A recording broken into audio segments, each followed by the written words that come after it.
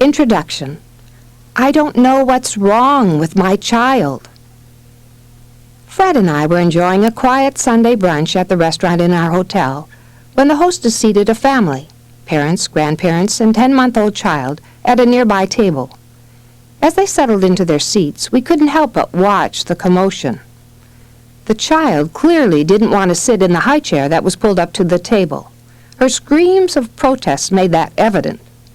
But all her squirming and squealing didn't stop her determined mother from firmly placing her in the chair anyway. Meanwhile, the father quietly slid into his seat and began to browse the menu, while the grandparents exchanged a wary glance before taking their seats. Soon the whole family was seated, and the adults were ready to enjoy a nice meal. The child, however, had a different idea. Every few minutes she would point upward and let out a bone-chilling shriek that caught the attention of every person in the restaurant. The flustered mother quickly scrambled to placate the little one with a few crackers. Immediately, the child crushed each cracker into pieces, gathered them into a pile, then picked them up and tossed them into the air. She screamed in delight as the flakes fell on her and the table. At this point, the mother slumped in her chair and sighed. "I don't know what to do with her anymore," she admitted to her parents. The grandmother shook her head. "I don't know either, dear. You were never like that," she said.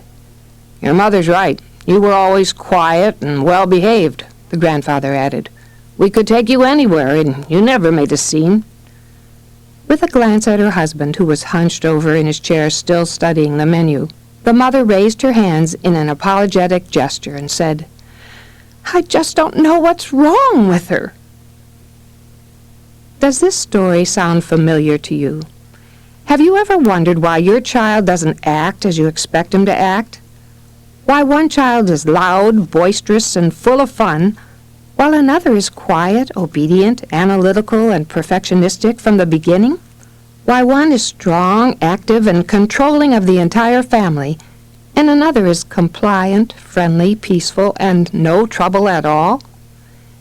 This audio will help you answer those questions and bring harmony to your home.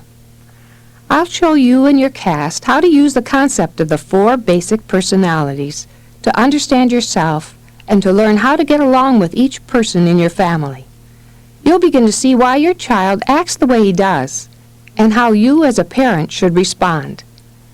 Rather than worrying about why Susie Sanguine talks all the time and forgets her chores, why Charlie Choleric bosses his friends around and seems to control even you, why Martin Melancholy is so neat and organized but easily hurt, or why Phyllis Phlegmatic is so relaxed and doesn't seem to care about any of your exciting plans, you can train your child according to the pattern God has established in his personality. The result is sure to be a smashing success. Chapter 1. What are the personalities? First, we need to take a look at the 4 personalities. It doesn't take long for a parent to realize that not all children act alike. One child may be bubbly and outgoing, while another is reserved and withdrawn. One may demand constant attention, while another is content to be left on her own. So what makes each child so different? Born to be unique. Studies have confirmed that children are born with pre-packaged personalities that largely determine how they will interact with the world around them. Environment does play a role in the expression of a person's inborn personality, but the existence of a personality that is present from birth is undeniable. By bringing together and testing twins who had been separated at birth, adopted into different families, and brought up with no contact, a University of Minnesota team concluded that we inherit more of our adult behavior than was previously imagined. Twins in the study were dumbfounded to meet exact replicas of themselves in looks, mannerisms, attitudes, sociability, and personality. I've personally met a number of twins at my seminars who have related stories confirming their inborn similarities. Janet and Annette, for example, were born 7 minutes apart. Both married evangelists and twice gave birth to babies at the same time. Though they live 800 miles apart, They frequently do the same things on the same day, only later discovering their identical actions. Lana and Lorna, separated at birth and later reunited, found when they visited each other that they had chosen the same wallpaper for their master bedrooms and had many of the same outfits in their closets. Another pair told me that after being apart for 30 years, they came together to discover that both of them were writing and illustrating children's books. The biological makeup of individuals is complex, but genes clearly influence our responses. Individuals react to similar experiences in surprisingly similar or different ways, depending on their inborn personality traits. Since we can't choose our personalities, or those of our children, what's left for us to do is to identify and work with the personalities we've been given. Before we can follow Scripture's admonition to train a child in the way he should go, we must gain an understanding and respect for each child's individuality. To do that, we need to understand the 4 basic personality types that characterize all people, adults and children. The basics, 4 possibilities. More than 2,000 years ago, around 400 BC, Greek scholars sought to explain the differing natures they observed in human beings. Hippocrates, now called the father of modern medicine, theorized that what made people so different from each other were the chemicals in their bodies. He identified 4 bodily fluids: blood, yellow bile, phlegm, and black bile, that he believed gave rise to a person's behaviors. Centuries later, around AD 149, a Roman physiologist by the name of Galen proposed a temperament theory that built on Hippocrates' observations. According to Galen, 4 basic human personalities, sanguine, choleric, melancholy, and phlegmatic, were possible, depending on the amount of each bodily fluid in a person's body. In recent years, psychologists have discovered that there's more truth in those theories than was once supposed. 4 basic personalities can be used to categorize people. And we've chosen to use the same Greek terms to describe these 4 basic personalities. The popular personality, sanguine. Popular sanguines are high-energy, fun-loving, outgoing people. They're the ones with the bumper stickers on their cars asking, "Are we having fun yet?" Sanguines seek the attention, affection, approval, and acceptance of those around them. These boisterous individuals bring fun and drama into almost any situation, love the spotlight, and enjoy motivating others. They initiate conversations and can instantly become best friends with everyone in a group. Sanguines are usually optimistic and almost always charming. However, they can be disorganized, emotional, and hypersensitive about what others think of them. The powerful personality, choleric. Powerful cholerics are those who are naturally goal-oriented, who live to achieve, and who organize quickly. Their motto would echo the Nike advertising slogan, "Just do it." Cholerics seek loyalty and appreciation from others. They strive for control and expect credit for their achievements. They love being challenged and easily accept difficult assignments. Their self-discipline and ability to focus make them strong leaders. But their drive and determination can cause them to become workaholics, make them opinionated and stubborn, and leave them insensitive to others' feelings. The perfect personality, melancholy. The perfect melancholy is quieter, deeper, and more thoughtful than others. Melancholies strive for perfection in everything that's important to them. Their motto would be, "If it's worth doing, it's worth doing right." With perfection as their goal, these people are often disappointed and even depressed by less than perfect results. Melancholies need sensitivity and support from others. and they require space and silence in which to think before they speak, write, or act. They're task-oriented folks who are careful and organized. These perfectionists thrive on order, and you can depend on them to complete a job on time. But their perfectionism may make them critical or pessimistic, and they drive themselves crazy with their efforts to measure up to their own high standards. The peaceful personality, phlegmatic. Peaceful phlegmatics are balanced, contented people. They don't feel compelled to change the world or to upset the status quo. The original conservationists, they view all of life through the filter of conserving their energy. Their motto might be, "Why stand when you can sit? Why sit when you can lie down?" Phlegmatics dislike risk, challenge, and surprise, and will require time to adapt to changes. Although they avoid situations that are too stressful, they can work well under pressure. However, their lack of discipline and motivation often allows them to procrastinate in the absence of a strong leader.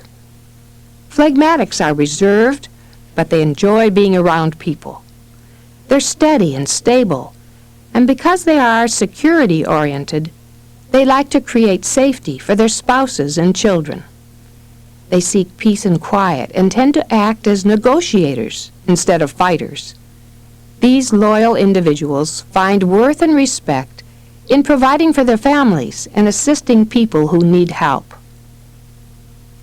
Partnering personalities. Every person is born with a predisposition toward one or more of these 4 personality types. Most of us are a combination of 2 personalities. Sometimes they're balanced evenly, but usually one is predominant. Sanguine and choleric combine naturally because both types are extroverted, optimistic, and outspoken. This combination results in a highly excitable individual who's energized by people.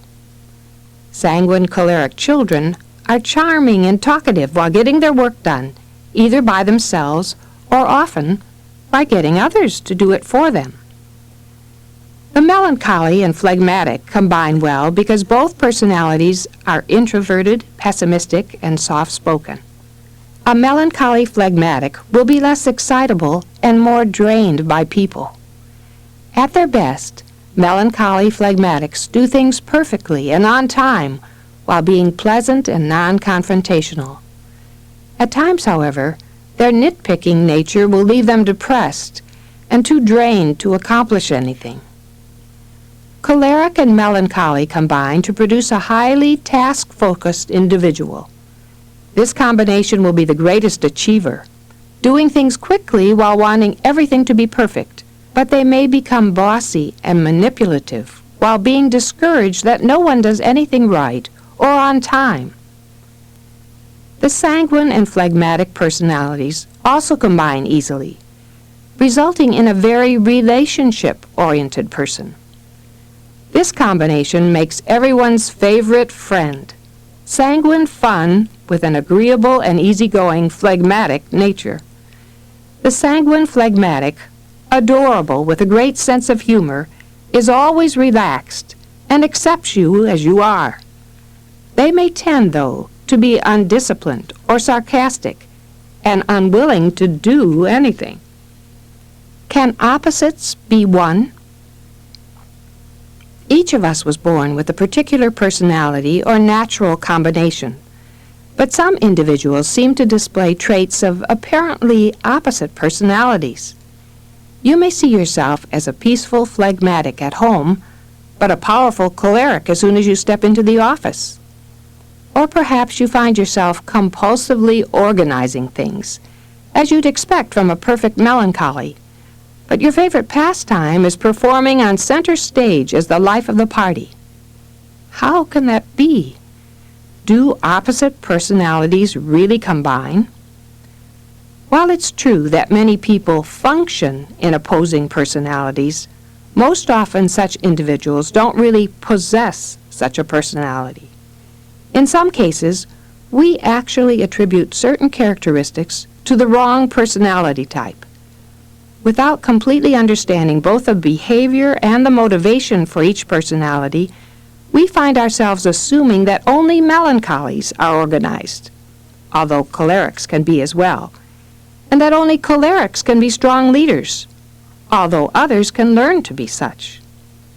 Also, many of us can find areas of our lives in which we've learned to act in a certain way, regardless of our natural tendency in the situation. In short, to discover our true personality, we must learn to distinguish between the natural self and the trained self. When we don't, we leave ourselves in a position of operating in a personality that is not really our own. In doing so, we put on a mask that hides our true personality, projects a false one, and ultimately wears us out. Wearing masks.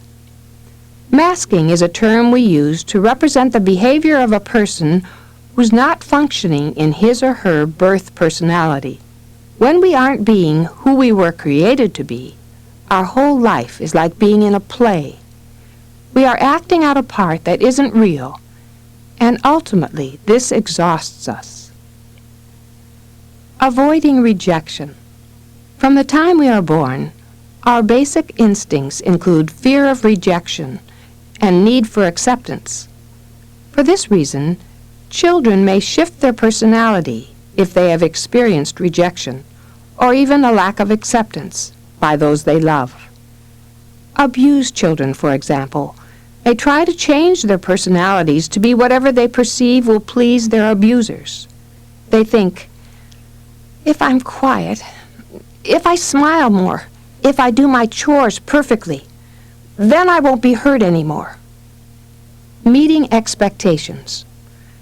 When children are repeatedly expected to act in a certain way, they often live up to the expectations. So parents who knowingly or unknowingly predetermine what a child should be like can alter that child's personality. By trying to raise children who live up to the parents' hopes and expectations, parents can alter their children's opinions of who they really are. Some have even pushed so hard that their kids find themselves in careers that please their parents, but that they don't enjoy, and that don't fit their personalities. Cookie-cutter parenting. Parents who don't understand the role of nature in their children may try to make every child act the same. All children should be seen and not heard may work well with your melancholy and phlegmatic children, but it will stifle the spontaneity of the sanguine who says, "This is no fun," and the leadership potential of the choleric who protests, "Don't I have a vote here?" Whatever the reason for the mask you or your child may wear, it's important to recognize your true personality and to learn to remove the mask that covers it. So how do you determine your true personality? Let's find out by looking at some personality profiles. Chapter 2. Profiling Parent and Child Personalities. By now, you've probably begun to recognize yourself and others in the descriptions you've read. It doesn't take long before we begin to get an idea of which personality we're most like. To determine exactly what blend of personality you are, use the personality profile in my book, Personality Plus. Take some family time for each member of your household to fill out a profile. For young children, the test will serve only as a starting point. You'll hear profiles in a few minutes that will help you clearly identify your child's personality. First, though, let's take a look at how your personality type affects your parenting style. What kind of parent are you? Once you've identified your own unique strengths and weaknesses, you'll be better able to understand yourself as a parent and why you get along with one child better than you do with another. The popular parent, sanguine. The popular parent loves to have fun and thrives on an audience. Children may become the audience for a sanguine mother who turns on her stage personality when her child's friends arrive. She'll play games with the children, but since sanguines get self-worth from the response of those around them, a disinterested group of children will cause the parent to turn off the charm. After all, why bother being cute and adorable if no one cares? There's no worse punishment for the sanguine parent than to be ignored by the family. Ever the showman, the sanguine parent would like to have the starring role and an eternal position on center stage without being responsible for any of the hard work or details. Responsibility is not a plus in this parent's mind, and frequently the other personalities call them airheads. However, mistakes that would embarrass others become fascinating material for the sanguine's ever-growing reservoir of entertaining stories. This kind of parent is most appreciated by children of a similar personality who can laugh along with them, not melancholy kids who are often embarrassed by these parents. The powerful parent, choleric. Because the powerful parent instantly becomes commander-in-chief in any situation, being in charge of the family seems unnatural for her. All she has to do is line up the troops and give orders. It all sounds so simple. Cholerics believe that if everyone would only do things their way immediately, we could all live happily ever after. The choleric father is accustomed to giving firm orders in the business world without anyone second-guessing him, and he expects the same respect at home. A choleric mother, often married to a peaceful man who wouldn't dream of disagreeing with her, controls the family firmly, and her quick decisions are usually right. The home with powerful parents is usually businesslike and fast-paced, unless someone stages an insurrection. Not only is such a home under control, but the choleric parent is the one who can make work even out of leisure time. This individual doesn't like any rest and considers relaxing a sin to be avoided. A powerful parent's strengths lie in motivational and action skills, while one of her weaknesses is an expectation of instant obedience from all those around. By learning to accept differences and by not just insisting on your way, you can relax enough to tone down the tension your presence often brings into the home. Realize that 3/4 of the population don't have your drive, zest, stamina, and love for work. But that doesn't make them wrong, just different. The perfect parent, melancholy. The perfect parent is what all the others wish they were: clean, neat, organized, punctual, thoughtful, analytical, detail-conscious, compassionate, talented, dedicated, musical, patient, artistic, creative, poetic, sensitive, sincere, and steadfast. Could you ask for anything more? This parent takes on the raising of children as a serious lifetime project, and no other personality so totally dedicates itself to producing perfect children.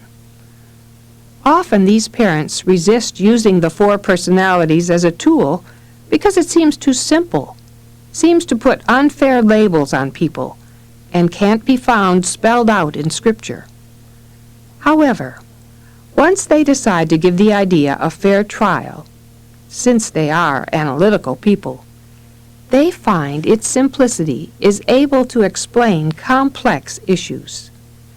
They learn the labels are needed to break personality down into understandable units, and the theory becomes a useful tool to obey the Bible's commands to examine ourselves, find our sins, failures, and weaknesses, and bring them before the Lord for forgiveness and cleansing. Once perfect people examine the use of the 4 personalities with an open mind, they become excited over how easily they can communicate this skill to their family and others. For the first time in her life, the deep melancholy understands why other people don't all see things her way. Previously, she thought everyone should be a perfectionist like her, and assumed everyone would want to be if they only knew how. Many have dedicated their lives to helping God conform others into what they perceived he wanted them to be. What an eye-opening experience to find only a fourth of the people in the world have the capacity or desire to do everything perfectly. Melancholy parents need to remember this, or risk raising kids that don't fit a perfect mold, despite their best efforts. The peaceful parent, phlegmatic. Peaceful parents have the kind, low-key, relaxed, patient, sympathetic nature that we find so agreeable and acceptable in a father or mother. They don't argue or fight. They don't insist on high achievement. They roll with the punches, and they're never irrational or hysterical. What more could any child want? Many little ones would be glad to turn in their dramatic, emotional, popular mother, their dictatorial, temperamental, powerful father, or their critical, nitpicking, perfect parent for one peaceful protector. This easygoing parent has some shortcomings, though. Unless the phlegmatic parent develops a set of guidelines for discipline and sticks to it, a sanguine child may charm his way out of deserved consequences, and a choleric child will run the household. Peaceful parents must force themselves to invest energy into their relationships with their children, lest communication become non-existent. The phlegmatic parent who withdraws into her own world, retreating from the responsibility of being a parent, does no child any favors. Later, I'll share real-life stories of interaction between all four personality types in children and their parents. To see where you fit into these scenarios, you must first identify your child's personality. Listening is the answer. Your children will not have to be very old before you can sense their personalities. But you may wonder exactly how you can do this. First, understand the personalities, and then listen to your children. They will tell you who they are if you'll just listen to them. Sunny sanguines. Sanguine children are bright-eyed and engaging, and they use the word fun a lot. Joanne told me about a 3-year-old who turned around when leaving class and said, "Mrs. Hawthorne, Jack is not having any fun. We need to do something about it." Realize that your sanguine children are inherently light-hearted, humorous, and energetic, with little ability to organize or remember instructions. The sanguine's love of telling stories and wanting instant response often leads them into exaggerating the truth. They will get excited over every new project that comes along, but will work only if they get enough praise for it. Oftentimes, they have little follow-through and will abandon one pursuit if a new one seems more fun. Controlling cholerics. Choleric children want their own way and think their ideas are better than those of the people in authority. A kindergartner informed Joanne, "This is what I want to do today." When told that wasn't what Joanne wanted to do, the child snapped back, "Well, it's what I want, so let's get started." The powerful choleric will give orders like these as soon as he can talk. If you have a choleric child, he has probably already tried to take control of you and the rest of your children. Cholerics are born leaders, strong in every way, and usually right. They are out to win and will stop at nothing to achieve their end. Being a good worker is no problem for cholerics as long as they feel appreciated. They will grab control if they sense a leadership vacuum or a power struggle between the parents.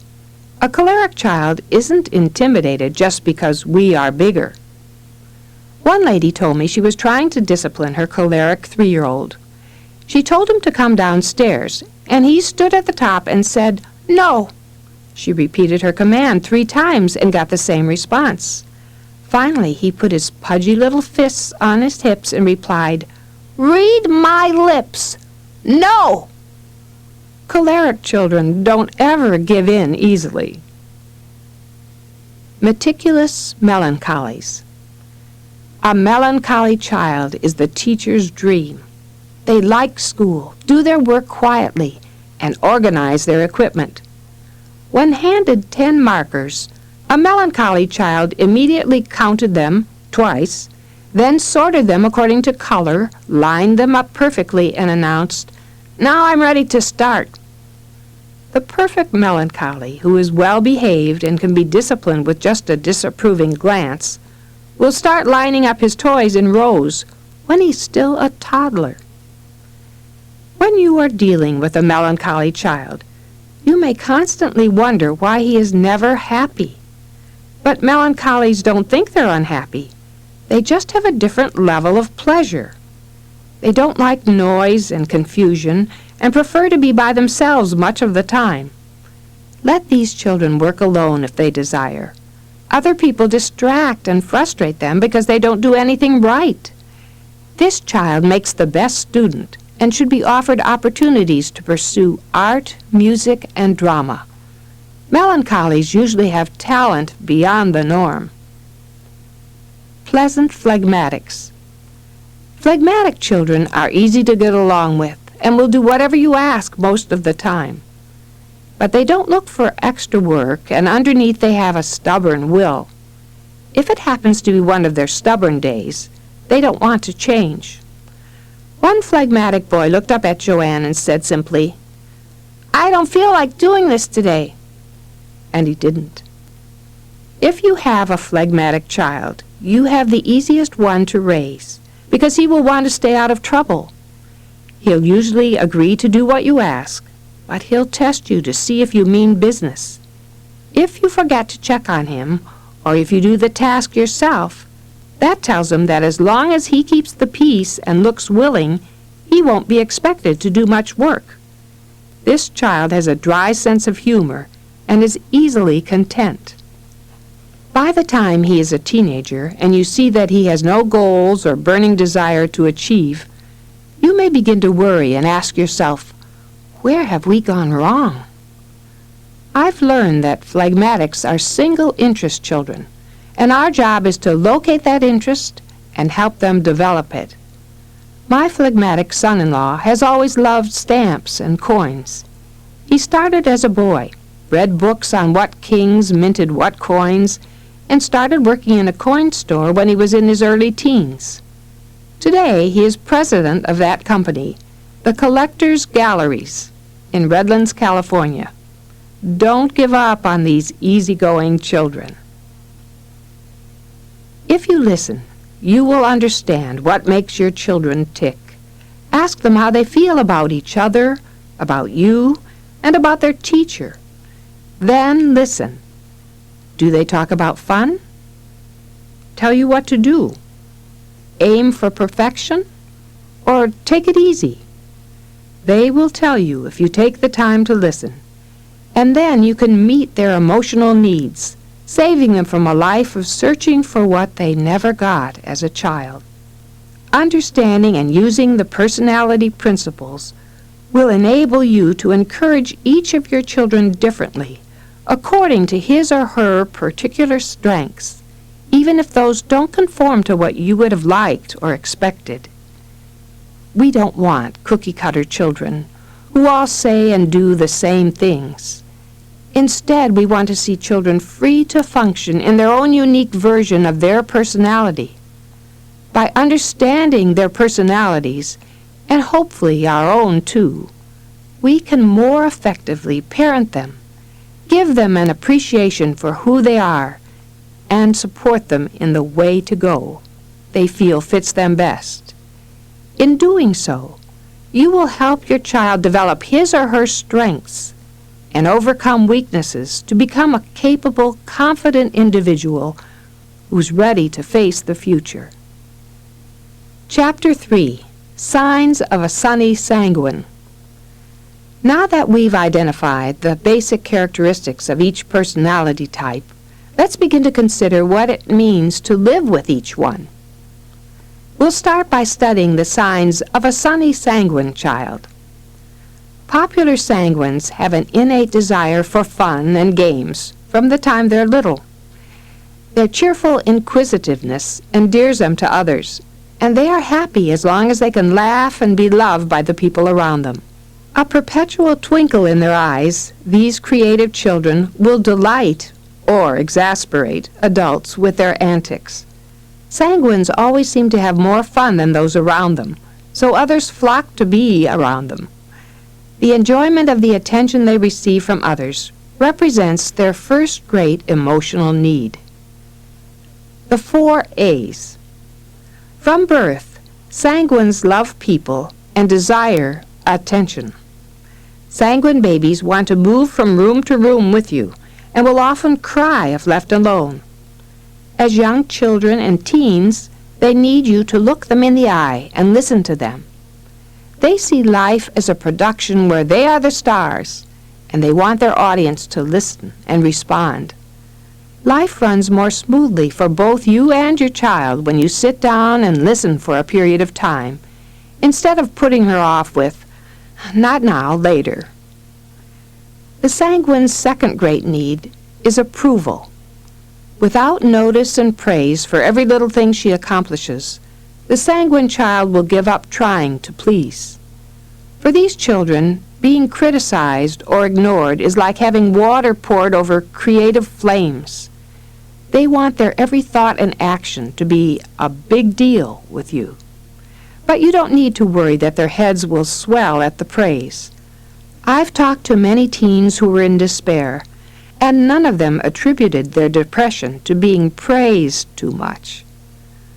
Of all types, sanguines are the most needy for touchy-feely affection. To them, love is hugs, kisses, and holding hands. Of course, when they become teens, they will prefer you don't embrace them too much in public, but they do need constant affirmation of your love. Sanguines need your acceptance of them as they are, not as they might become someday if they work hard enough to please you. If they grow up with high-achieving siblings who get most of your praise and acceptance, these children are left with the feeling that until they become like their siblings, they will not be good enough for their parents. When sanguines don't feel accepted by their parents, they try to find someone else who will take them as they are. This quest can lead them into unhealthy relationships. Spend quality time giving these children meaningful affection and let them know they are accepted for who they are. For sanguines, attention, approval, affection, and acceptance are the food of life, and they're always hungry. Don't forget to feed them. Sanguine charm. Sanguines can charm their parents into things that their siblings could never get away with. Brienne was trying to negotiate getting a brand new colorful binder for her science fair project.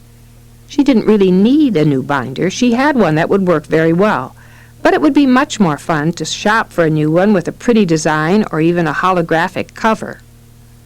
She and her mother discussed this possible purchase as Brienne was getting into bed. Her mother decided she wasn't going to commit to buying a new binder. Then came Brienne's prayer that night. "Thank you, God, that Mom is going to take me tomorrow to get a new binder."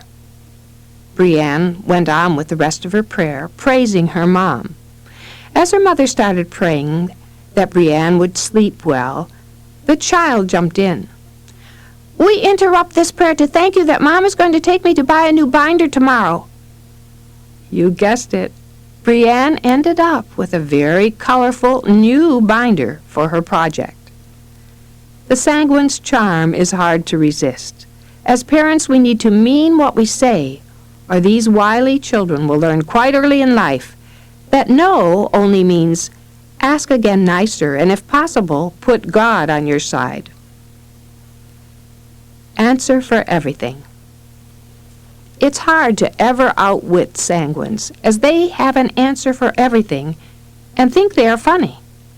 When others don't appreciate their humor, they try even harder. Outgoing Sanguine Sally took our personality test and checked off everything she would like to be.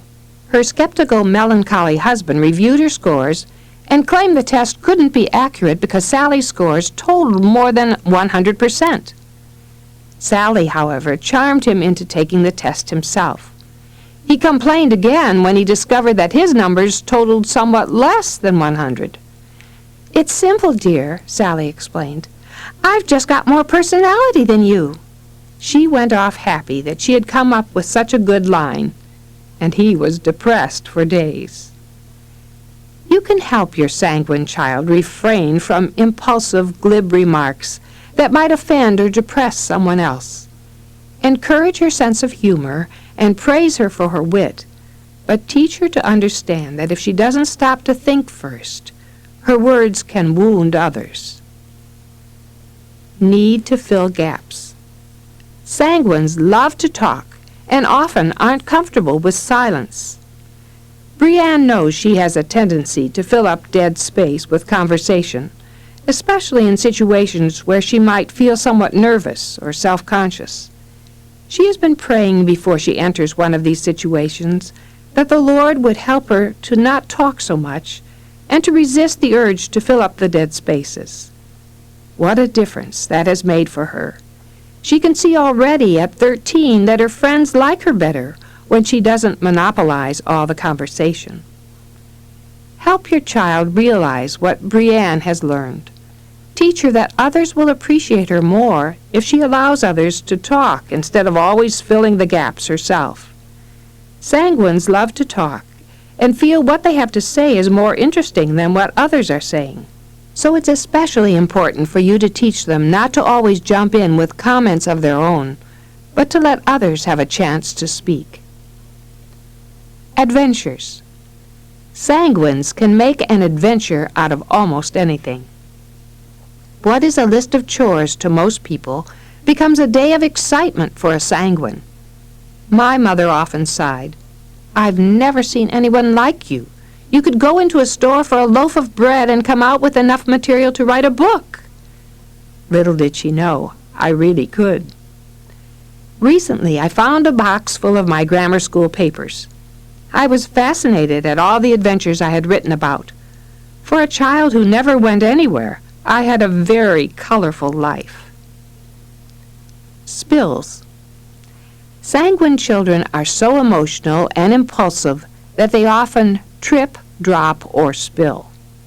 A young family stopped at McDonald's for breakfast on their way to Big Bear. Because they were in a hurry, they went to the drive-thru. As the children started eating in the car, the mother leaned over to the youngest son, a sanguine who was about 8 years old at the time, and said, "Try not to spill the syrup on your clothes." Without missing a beat, he said, "Mom, when was the last time I tried to spill food on myself?" Sanguine children don't try to make a mess. They just aren't naturally neat like their melancholy siblings. Accept their scattered attention span and don't make them feel they are peculiar. Instead, help them learn to cope with their clumsy tendencies. What's in a name? Sanguines have difficulty remembering names for 2 reasons. They don't listen when they first hear a name, and they don't care. These kids believe they are so adorable that you will overlook a mistake so minor as not remembering your name. 5-year-old Trent met a new neighbor named Trevor. While running to base playing kick the can, Trent called out, "Come on, Joseph!" When Trent's mother pointed out that his friend's name was really Trevor, Trent replied, "That's all right, Mom. He said I could call him Joseph." Try helping your sanguine child associate names with something colorful or funny, or with something that rhymes. Names aren't the most important things for your child to remember, but learning to do so will improve their relationships with others in the future.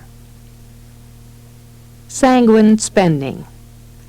Sanguines measure things by how much fun they're having, regardless of the cost. This perspective will especially frustrate melancholy parents or siblings.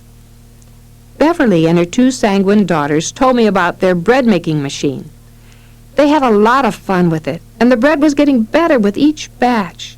As they gushed about this mechanical wonder and their ability to use it, Beverly's melancholy husband looked at his wife and daughters and said with a sigh, "It's now down to only $5 a loaf."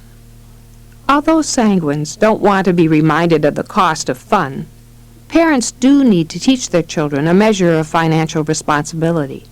Sanguines won't take to bookkeeping like their melancholy siblings, but they can learn to keep themselves from going broke.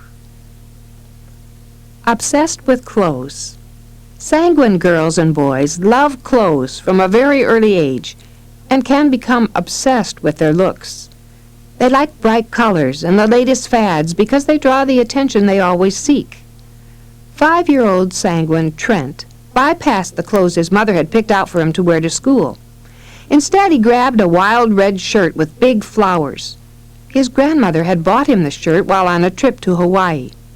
His mother thought it was too much for him to wear to school, but he wouldn't let her take it off, and now he wants to wear it every day.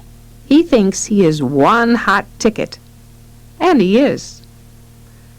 Mothers of young children must recognize that clothes are fun and should not be too concerned about the wild combinations their little ones create.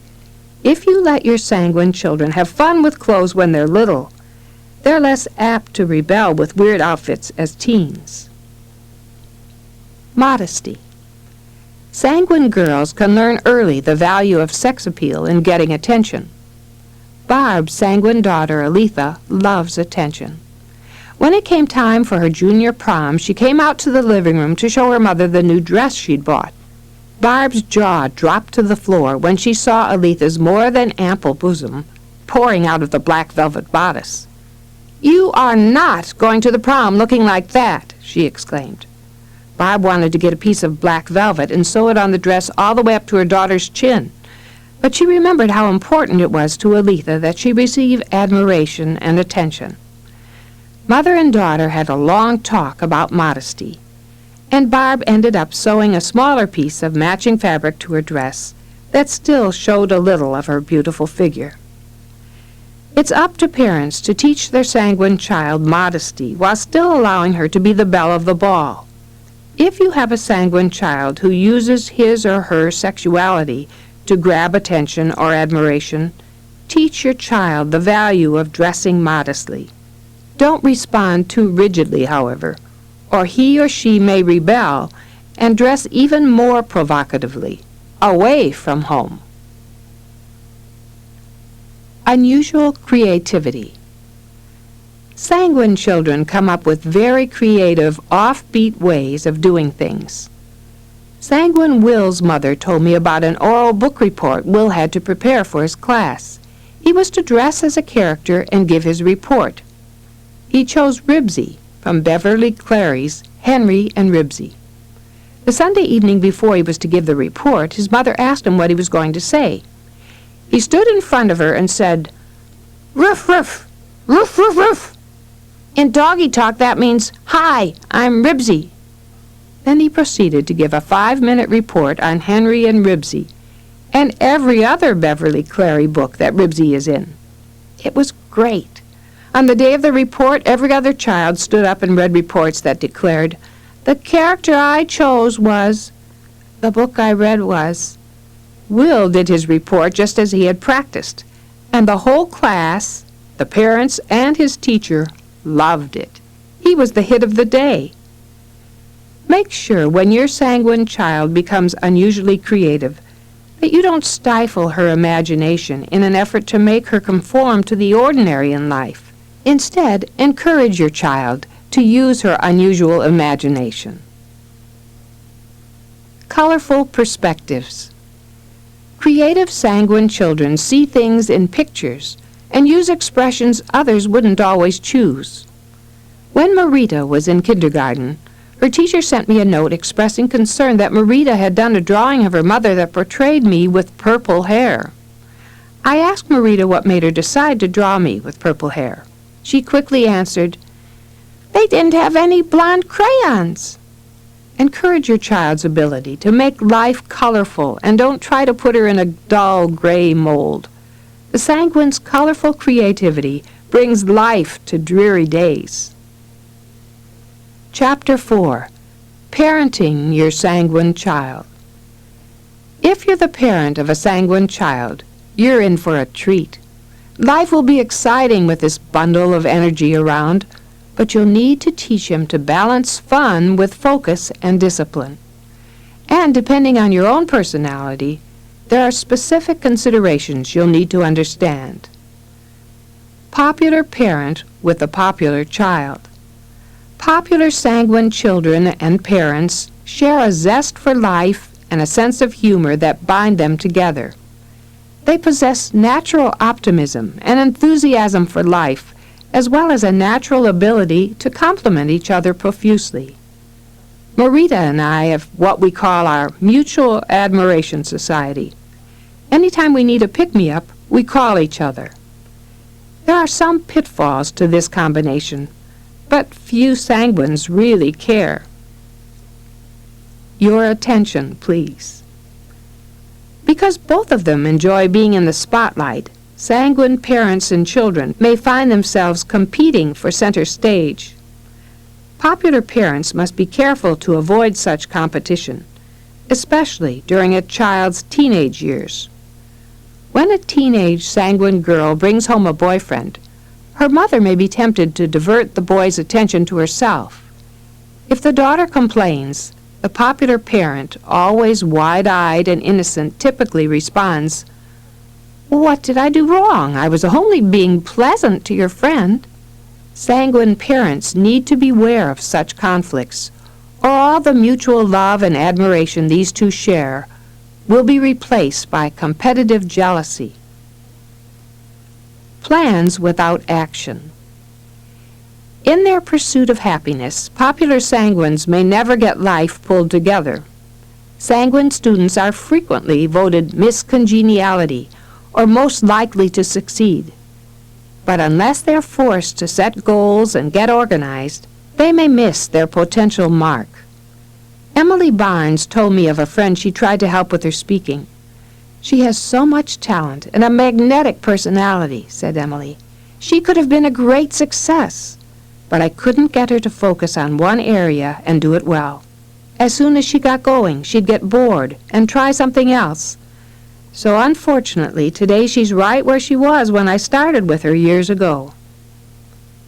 To avoid such disappointment, sanguine parents must make an extra effort to instill a sense of discipline in their sanguine children. This is the end of Side 1. Please flip the cassette over to continue on Side 2.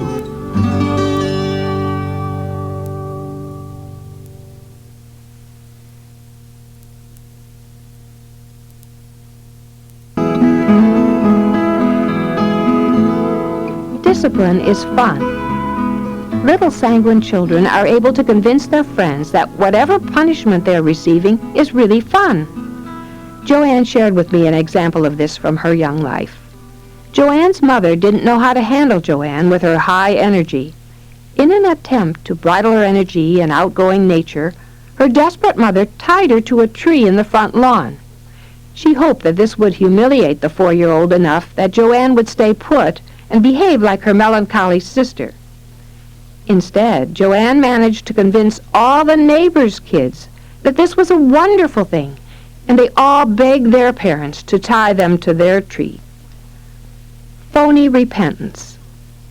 As a child, my daughter Marita alternated between making discipline appear fun and wailing loudly over the thought of a spanking. A couple of years ago, at the Christian Booksellers Association convention, a little sanguine girl came to our booth. She was a replica of Marita at the age of 5. When Marita asked the girl what she wanted to be when she grew up, she said, "I will be a comedian." Her mother interrupted and stated, "God has a call on her life, and she'll be a Christian singer." As her mother went on to explain the call, the child put her fingers in her ears, shook her head, and sang loudly. Her mother was furious and muttered, "I don't know what to do with her." As the mother turned away, the child said to Marita, "I really get to her, and I'm always in a lot of trouble." Marita responded to the girl with tips on how to avoid painful punishment. When you see her coming, start to cry, and when she spanks you, start wailing immediately so she thinks you're hurt. Once you convince her that you're in pain and that you're sorry, she'll stop spanking you. All parents really want out of you is a spirit of repentance. I'm sure you'll learn how to be convincing with a little practice." As I heard Marita teaching phony repentance, I realized that was what she'd done with me, and I had believed her. Everyone loves me. Sanguines delight in being loved. One sanguine grandmother told me she has the most fun with her sanguine granddaughter Amy because they think so much alike. One day, while playing together in the pool, Grandma grabbed Amy and said, "I really love you, honey." With sanguine self-assurance, Amy replied, "I know you love me. Mommy loves me. Daddy loves me. Jesus loves me. Everyone I've ever met loves me." When your sanguine child has her love tank filled, she'll travel through life fueled by joy and able to bring sparkles of love to others along the journey. Powerful parent with a popular child. The powerful choleric parent with the fun-loving popular sanguine child can be an excellent combination. They share an optimistic outlook and enjoyment of people, and their cheerful attitude toward accomplishments makes them a great team. One gets the work done while the other entertains. Parents must be careful, however, not to minimize the difference between the two personalities. The weaknesses of this combination become apparent when parents don't understand their own personalities. Because powerful parents love work and quick results, they think everyone should be keeping up with them. When can we rest? Carried to an extreme, a powerful parent's compulsion for work and expectation that others keep up can overwhelm the popular child.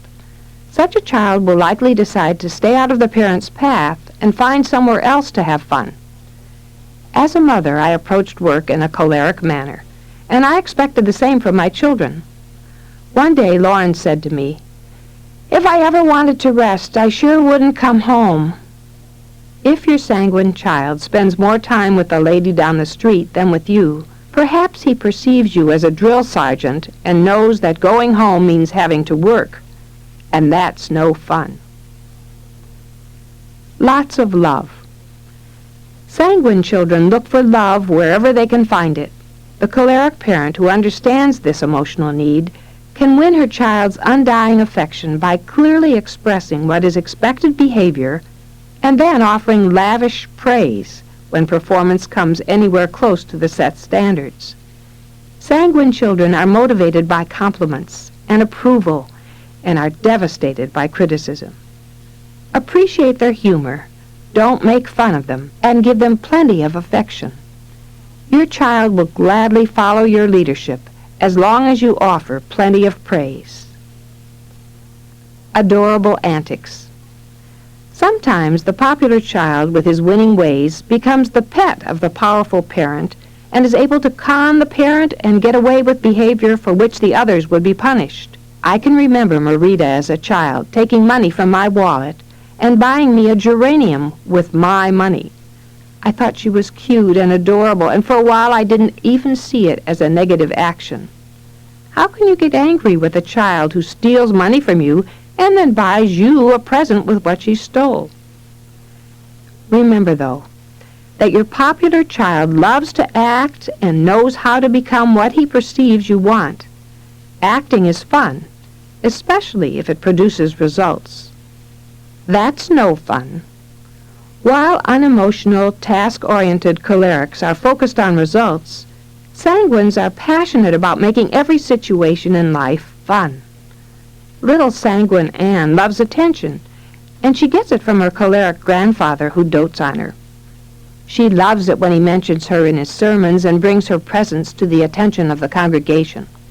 When her grandfather was asked to be the guest preacher at a local church, Anne kept asking him if he was going to mention her from the pulpit. About a day or so before her grandfather was going to preach, Anne asked him what he was going to preach on. He told her the sermon was going to be about hell. Anne said, "Well, that's depressing. Why don't you talk about me, because then it would be fun and wouldn't be depressing at all." If choleric parents are willing to listen, they'll find the young sanguine's penchant for fun refreshing. And the children might just interject a new zest for life into their practical parents. Perfect parent with a popular child.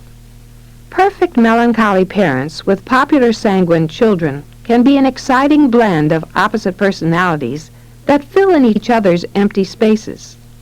Perfect parents can help their children develop much-needed organizational skills, while sanguine children can interject humor and fun into the home.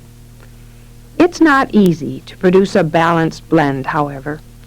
In fact, without understanding the personalities, these two tend to bring out the worst in each other and are the most volatile combination. Aren't you done yet? Melancholy parents who expect each child to do things on time and correctly discover that their sanguine child doesn't have a serious thought or an organized mind. Whereas you are naturally organized and disciplined, your child is not. So you need to help your young sanguines learn to develop the discipline that you've mastered. Be careful, though, not to constantly criticize your child. That won't get you anywhere. When the sanguine child doesn't get the praise he so desperately needs, the child's will to perform disappears. Without an appreciative audience at home, the sanguine child feels worthless, and his need for approval may motivate him to become the class clown or a discipline problem. The sanguine child will get attention in any way possible, positive or negative. To avoid this problem, focus on the positive with your child, rewarding jobs well done with praise and opportunities for creative fun. Motivate your child to stay focused by giving him the love and approval he needs when he's tried to please you. Neat and clean? No way. Sanguines love to work or clean house when it's fun, but don't expect the task to be completed perfectly. Melancholy Eva Marie was frustrated with her sanguine daughter right from the beginning. She tried desperately to teach her to get organized, to pick up after herself, and to do all the tasks so dear to the melancholy's heart. You'll never amount to anything if you don't get your life in order, Eva Marie repeatedly told her daughter, sincerely believing the melancholy statements she steadily dropped on Jessica's head. Jessica learned to ignore her mother's instructions and move on happily in her sanguine way. Realize that no matter how hard you try, your sanguine children will never be neat and clean enough to match your perfect standards. Learn to compromise by allowing some messiness in designated areas. At least you'll be able to control the mess that way. What checklist? Melancholy parents tend to base discipline on normal behavior. The parent sets down the rules and puts up a chart. The children follow the rules and check off the chart. It sounds simple. But for the sanguine child, who forgets what he's doing while traveling from one room to the next, lives only for the moment, and can't see long-range consequences, he performs even menial tasks for the praise of an audience. The thought of making a bed alone in his room and then remembering to put a check on a chart borders on the impossible. Follow the leader. If you are a perfect parent who expects all your children to line up behind you like little ducks following the leader, you'll save yourself numerous migraine headaches if you can see your sanguine child as a God-given court jester, presented to you for comic relief in a heavy world. Realize that he is probably not going to be a nuclear physicist, but be confident that your child's charm and ability to tell a story better than anyone else will take him places you never dreamed possible. My mother wanted all of her children to be musicians, so she signed each of us up for music lessons. With some effort, I learned to play a few hymns on the piano. Jim took piano and singing lessons, and Ron played the trumpet well enough to be in the high school band. But our popular personalities were more interested in being funny than in practicing notes. Today, Ron is the most popular radio personality in the Dallas-Fort Worth area. My brother Jim became a career chaplain in the Air Force and retired as a full colonel.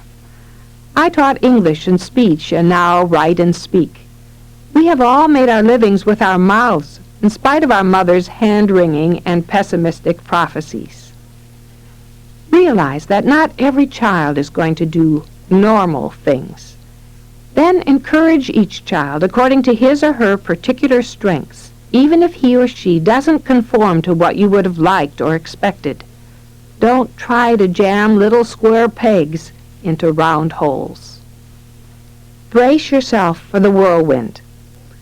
While a melancholy parent thrives on peace and quiet order, sanguine children frequently look for excitement, energy, and noise. Recently, during a 2-week house-sitting job, Jessica stopped home to have dinner with her parents. Eva Marie described how invitingly neat and quiet the house had been before her daughter's arrival. With the exception of a purring cat, there wasn't a single sound to distract her from the novel she was reading. Then Jessica arrived. The door to the garage slammed shut. "It's so dark in here," she exclaimed. Every light came on in her path. "What are you doing? Why is it so quiet?" "It's too quiet." She fired rapid questions as she entered the sanctuary of the living room and briskly picked up the remote control for the television. The room was immediately filled with the sounds of a Tarzan movie, elephants, apes, and other indistinguishable sounds from the jungle. "It was peaceful," Eva Marie remarked, only to have Jessica smile brightly and reply, "It was depressing." Sanguines and melancholies will probably never see eye to eye on what constitutes a perfect environment. But by understanding each other's personalities, you can learn to live together peacefully. You don't understand. Sanguines want others to get emotional with them and feel their pain. As parents, we can't make snap judgments without taking some of our precious time to commiserate with understanding and true feeling. Still, it's not quite that simple. A melancholy parent's lack of passion about a child's emotions will actually reveal a lack of true sympathy. Although it's difficult for melancholy parents to let the emotions loose, they must do so, or they'll never convince their kids that they really do understand. No place like home, except... While sanguine children usually love the warm, homey atmosphere a melancholy mom can create, they still have the need to go out into the world and socialize. Melancholy Barb prided herself on a clean home with lots of good books, videos, and fun activities for her children. Since she had read countless parenting books and created a house filled with love and warmth, Barb felt rejected when her sanguine daughter, Aletha, went elsewhere seeking fun. When she learned about the personalities, Barb realized that sanguines gather up as much love and attention as they can, always seeking a new stage for their continual performances. For sanguine Aletha, that stage was frequently found out the front door. Melancholy parents of sanguine children need to give their kids permission to go out and be more social than they might want to be themselves. Don't worry, your sanguine will be back after the last act of the day. Too much detail. Melancholy parents are great at remembering and describing every little detail, but kids don't always need to hear it. Sanguine Charlie was 12 years old when he went to his melancholy mom to find out what the word rigmarole meant. Charlie had been with the neighbor children whose mother had used this word, and they didn't understand what she meant. Charlie ran into the house to get a quick answer so he could run back outside and tell his friends. Afraid that his mom might say, "Go look it up in the dictionary," Charlie was happy when she started to explain the word to him. But 5 minutes later, Mom was still explaining the Latin roots of the word, and Charlie was getting antsy. His mother sensed his lack of interest and talked even more to get her son to pay attention. The more she insisted, the more he resisted. Finally, she decided that he should go get the book Little Women. Only a melancholy could remember this book uses the word rigmarole in it, and spend the rest of his afternoon reading. Every night for 2 weeks, Charlie had to read the book My friends felt sorry for me, recalls Charlie, now an adult. Melancholy parents should be careful not to force their interests on their children or to insist that they understand more than is necessary for their age or the question. As the old saying goes, when you want to know what time it is, you don't need to hear how to build a clock. The moral of the story. Melancholies also have a tendency to turn every sanguine story into a morality play. A child may relate a humorous account of the crazy thing he did today, and the parent points out how to never make that mistake again. After a while, the child stops talking at all at home and saves his humor for his friends. We need to learn to listen, not interrupt, and not make every sanguine story into the impetus for a moral lecture. Enjoy your sanguine teens and laugh at them, or you will become one of those parents who say to me, "How can I get him to talk? Why don't my kids love me like that?" Sometimes sanguine children bond more deeply with other sanguines than they do with their own parents.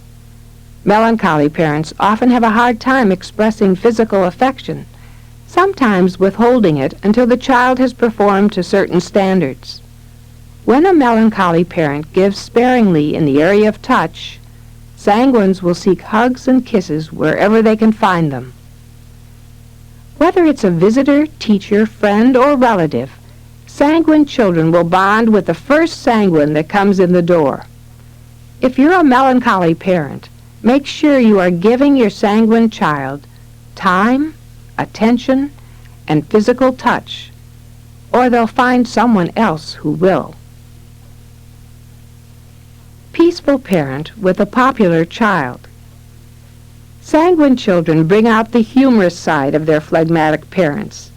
These parents love to have a good time as long as someone else is preparing the party, and the popular child loves to instigate parties as long as someone will come.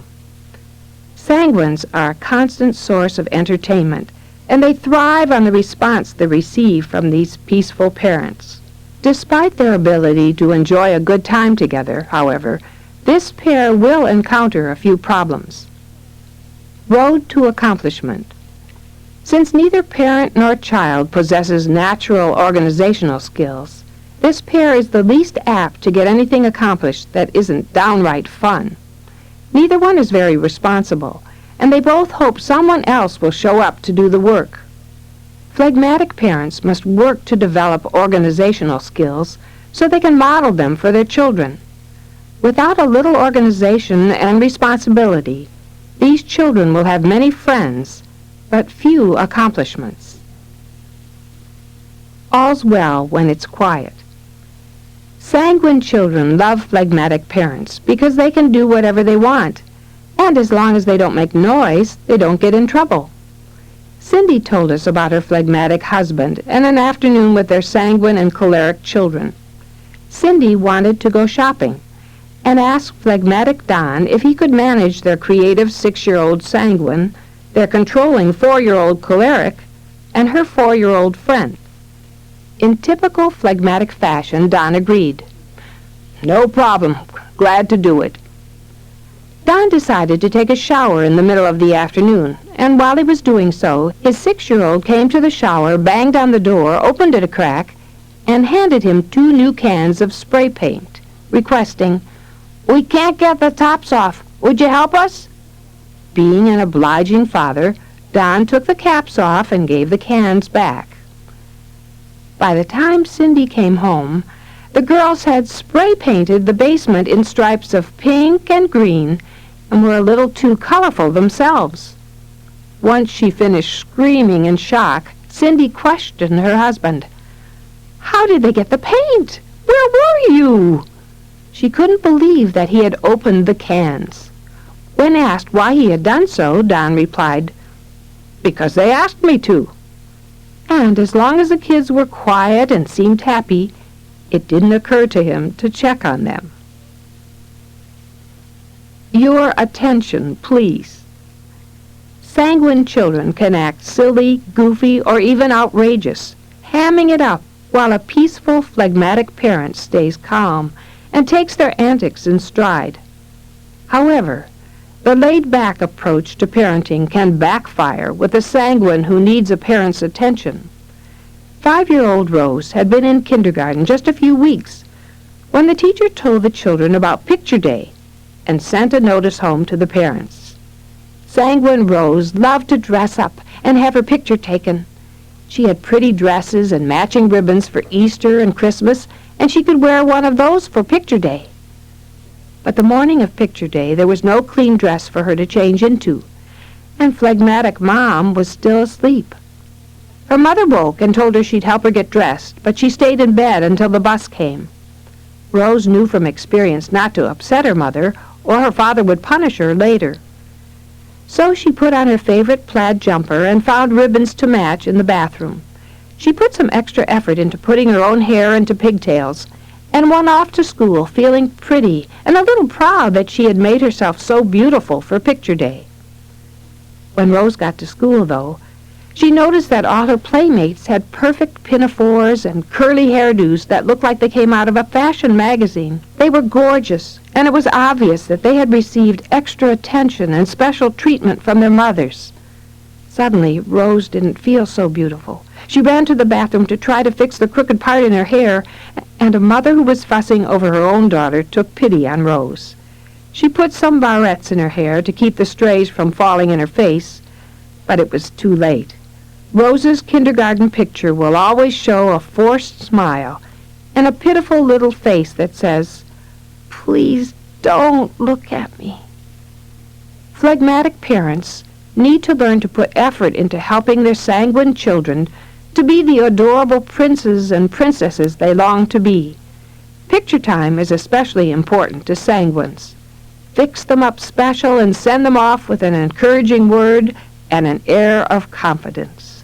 Whatever your personality type, if you have a sanguine child, learn to appreciate your child's good humor and lively temperament. Help him or her learn to fill in the weaknesses in his personality by emphasizing the importance of balancing responsibility and organization with fun and excitement. Let your sanguines have fun, but teach them they need goals and discipline to succeed. And above all, expect your child to surprise you. Chapter 5, Characteristics of a Controlling Choleric. Next, let's consider the characteristics of a controlling choleric child. If there were one personality that could prove we are, in fact, born with a direction of behavior, it would be the choleric child. Right from the beginning, this little one knows she will take control of the whole family. It is just a matter of when. I remember one visit to a friend with a new baby. The child was next to her in a bassinet, and every so often she let out a scream. She wasn't crying for a bottle, though. She was screaming for control, and she got it. Her mother would always immediately say, "What shall I do?" The baby knew from the beginning that she could be in charge. These take-charge children do, however, have some important emotional needs. Appreciation and control. As we have seen, the sanguine is looking for attention and approval from everyone. The choleric doesn't care what anybody thinks, as long as she gets credit and appreciation for everything she does for those who don't seem to be doing anything at all. Choleric children will be your greatest helpers if you thank them and praise them for their accomplishments. They think in terms of work and must be busy to feel good about themselves. If you don't give them something to do, they'll fix something you didn't even know was broken. Gainfully occupied, they will stay out of trouble, but idle, they may become the chief of mischief makers. They like to hear comments such as, "I can't believe how quickly you cleaned up your room," or "You get more done than anyone I know." Cholerics also want to know you understand their need for control. If they are put down at home and not considered a productive part of the family, they may go out and beat up their peers or take over from the teacher in school. The choleric child loves to get a reaction out of you, and getting you really angry is worth the spanking. Sue was a loving, easygoing mother with a choleric child named Terry. By the time Terry was 3 years old, Sue was already worn out by his refusal to obey, his high energy level, and his joy in driving her to the brink.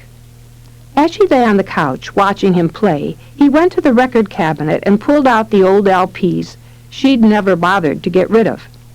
He seemed happy emptying them all out of their jackets, so she didn't object until he spread them all over the carpet and began to dance on top of them.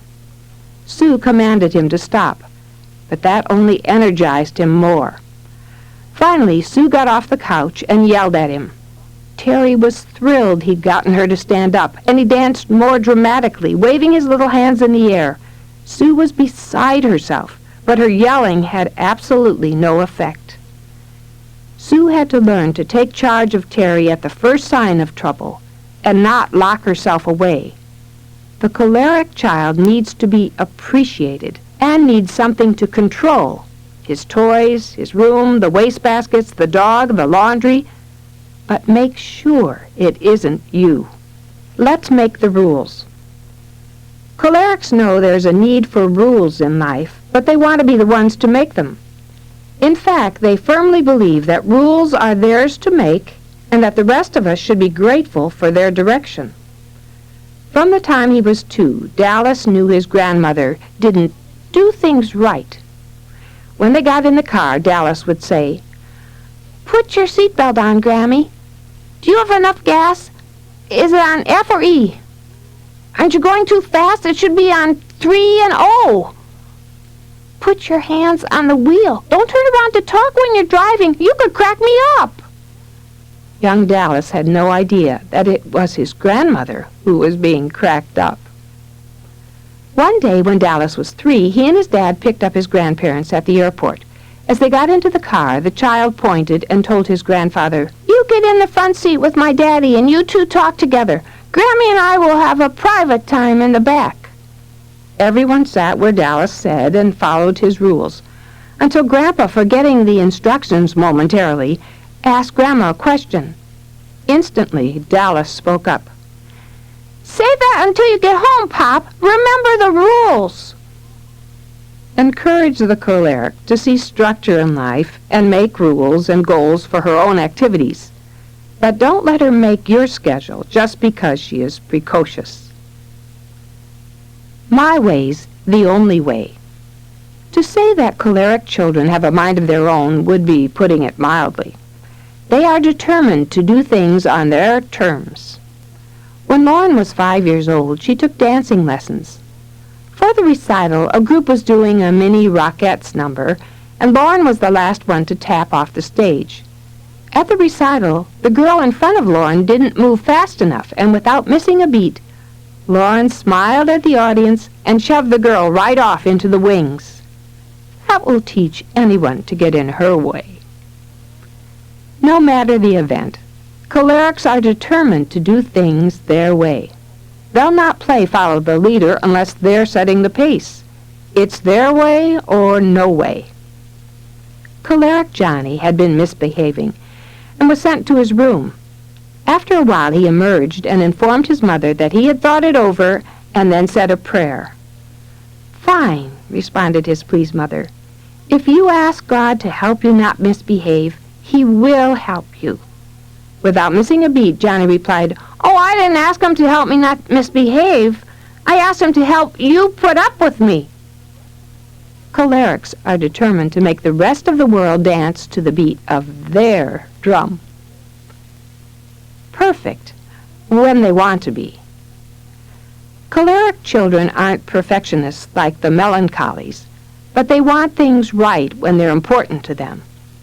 What's right can be different with each child, and the areas in which this child decides to be picky are obvious at an early age. Little Susie's first word was no, and she used it loudly to get her own way. When sitting in her high chair, she would not eat until all the cabinet doors in the kitchen were closed. It took a while for her mother to understand that Susie's screaming and pointing to the wall meant, "I will not eat until you shut the doors." Once Susie was big enough to reach the shelf in her bedroom, She placed all her stuffed toys in order. If her mother moved them around while cleaning and Susie found them out of line, she would yell and point until her mother came in and rearranged them to suit her. Susie had more than her toys in line. If I can't win, I won't play. Cholerics want activity that is challenging and exciting, and most of all, where they can win. Their motto is, if I can't win, I won't play. They like to be the best at whatever they touch and love to set records. They will be team players if they see they will be able to stand out, but blending in doesn't appeal to them. They like power sports where they can show their strength. Because of their inborn desire to control, they usually rise quickly to the top of whatever they join.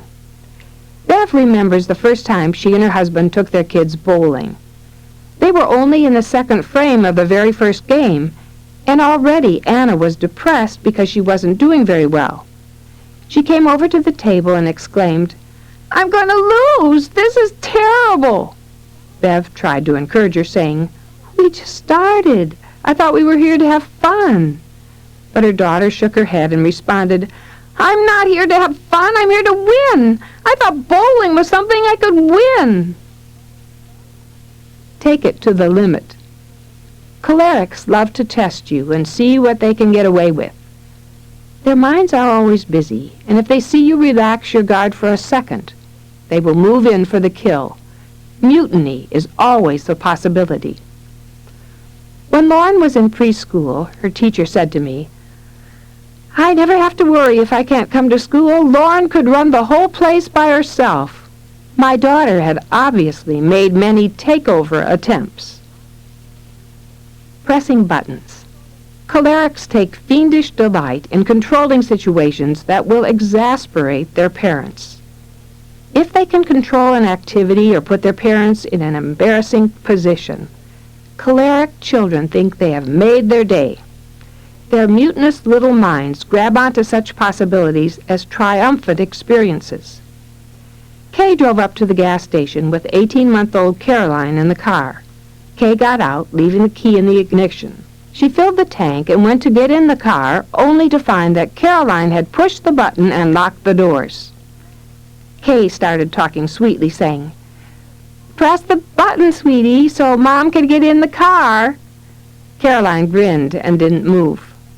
Kay's sweet talk picked up in volume as Caroline refused to let her mom into the car. Soon, Kay was screaming bribes such as, "I'll buy you ice cream." When Caroline just smiled back, Kay began to bang on the windows, demanding, "Let me in! Let me in!" Soon others came to see why Kay was so hysterical. One man told Kay, "Calm down, I'll tell her what to do." He started talking softly to Caroline. "Push the little button, honey. Just push the button." Caroline would reach toward the button, but she wouldn't push it.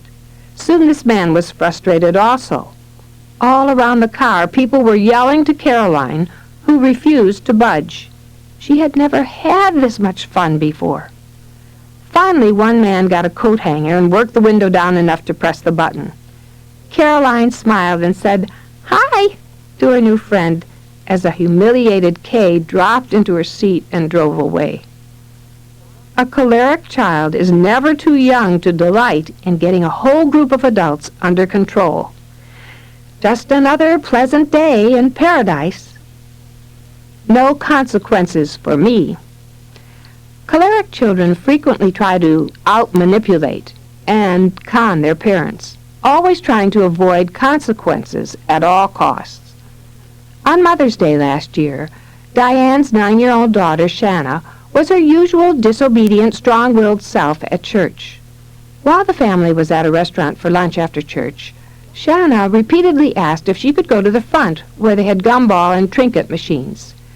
Diane and her husband told her she could not. While they were talking, Shanna disappeared to the bathroom, or so her parents thought, until she returned with a small, bright-colored ball. The ball was quickly confiscated, and an edict was issued that Shanna would spend an hour in her room when the family got home. Shanna responded that she didn't mind because she was sleepy and wanted to take a nap.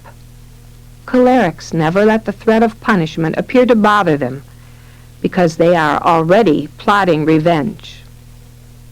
At home later, Diane enjoyed a peaceful afternoon without a peep out of either of her kids. Only when she heard Shanna's cries did she realize things hadn't been as peaceful as they'd seemed. Rather than spend the afternoon in her room, as she'd been instructed, Shanna had gone outside and locked herself in the trunk of the car, confident that her mother would come looking for her. Unfortunately for Shanna, her plan backfired, and instead of scaring her mother, she scared herself when no one came after her.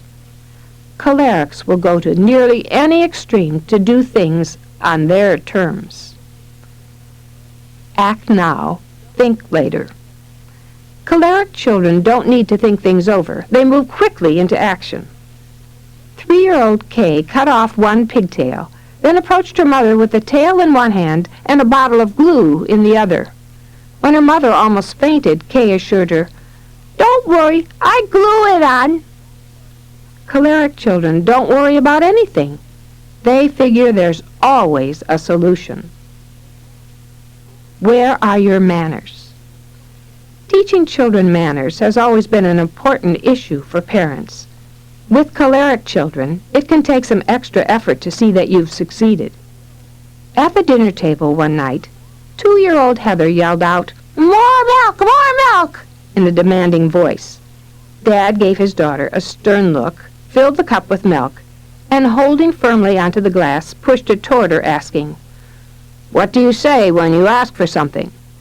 Expecting to hear a contrite please, he was taken aback when his 2-year-old put her hands on the glass, looked him square in the eyes, and said, "Let go!" Even when cholerics know what they are to do, they often won't give you the satisfaction of responding correctly. It's just so much fun to catch you off guard. Practice what you preach. Choleric children don't always follow their own advice. My choleric grandson, Brian, at age 13, frequently stormed to his room and slammed the door when things didn't go his way. He'd hide away and not talk to anyone. Imagine my daughter's surprise when she heard him counseling a friend on the phone. "You know what your problem is? You spend no quality time interacting with your family." Help your child see the inconsistencies in her behavior and words by making sure you practice what you preach. Confident or cocky? Cholerics dream big dreams and are confident they can achieve them. When not curbed in any way, cholerics can become so confident that they overwhelm friends and even adults. When they are toddlers, their confidence is considered precocious, but as they grow up, it can become arrogance. As parents, we need to teach them the difference between being confident or cute and being cocky. Chapter 6. Parenting your choleric child. Parents of a choleric child must brace themselves for a power struggle from day one. These children are born ready to take charge. Properly channel their natural leadership skills, and you'll help propel them to success.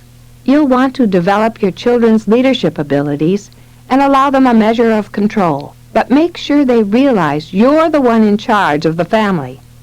How you accomplish that task depends on your personality as a parent. Popular parent with a powerful child. Popular parents will enjoy the strengths of their high-achieving, powerful children. They'll brag about their kids' achievements and willingly share the spotlight in any honors. The double optimistic outlook of this combination and the parent's willingness to give the child the praise he so desires make this a strong team. The problem comes when this driven child senses the parent's lack of resolve and takes control of the adult's life. Who's in charge here? Popular parents may allow a shift of control to their children because these parents don't like to work and because they so desperately need to be loved that they'll do anything to avoid problem situations where they might be unpopular. Being a parent means you won't always be liked by your headstrong, choleric children. But if you don't establish firm boundaries, you may find your roles being reversed. Sometimes sanguine parents actually allow their choleric children to dictate the time they wish to be picked up and accept their reprimands for being late. When she was 6, my choleric daughter Lauren got tired of my forgetting her kindergarten share time. She picked out 3 weeks' worth of share time items and put them safely in the car. She decided that if I wouldn't make sure things got done, she'd do it for me. An inch given, a mile taken. When a sanguine mother has a teenage choleric son, the son often becomes protective of his poor, mixed-up mother. But a choleric daughter may look at her sanguine mother in despair, take over control of the house, and become her father's best friend. When choleric children observe a sanguine father's vulnerability, they quickly learn to cleverly flatter him into getting their own way, their own car, and extra money. The popular parent must always be aware that the powerful child is out to capture new territories, slay a few dragons, and take over the throne. Let me help you. It's natural for choleric children to conclude that they are smarter than their sanguine parents. Sanguine Kathy's motto is, "Look good, fake smart." Her son Graham easily sees through the fake smart part and constantly helps her get her act together. One day Kathy was hunting for her sunglasses and was tearing around in a panic. "What are you missing this time?"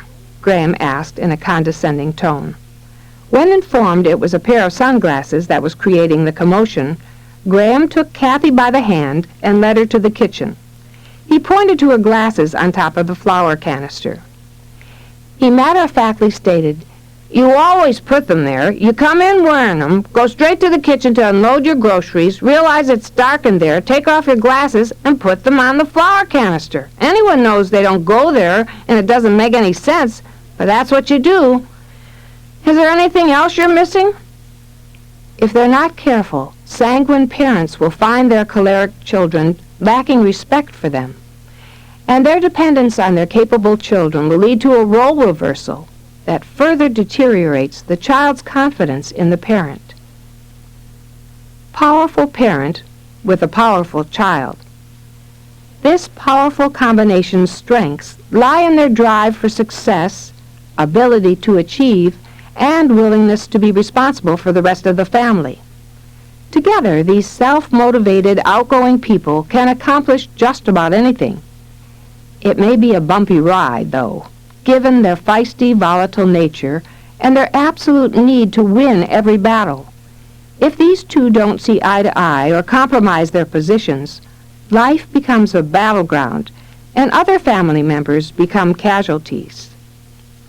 Closeness or exclusiveness. Ideally, choleric parent and child will agree on a goal and march toward it together. For example, a strong athletic father may produce a son with similar desires, and they can mutually dedicate their lives to sports. Such closeness is desirable for the parent and child, but the pair must be careful that their mutual goals and admiration don't lead to exclusiveness that shuts out other family members. John Sr. had a powerful personality.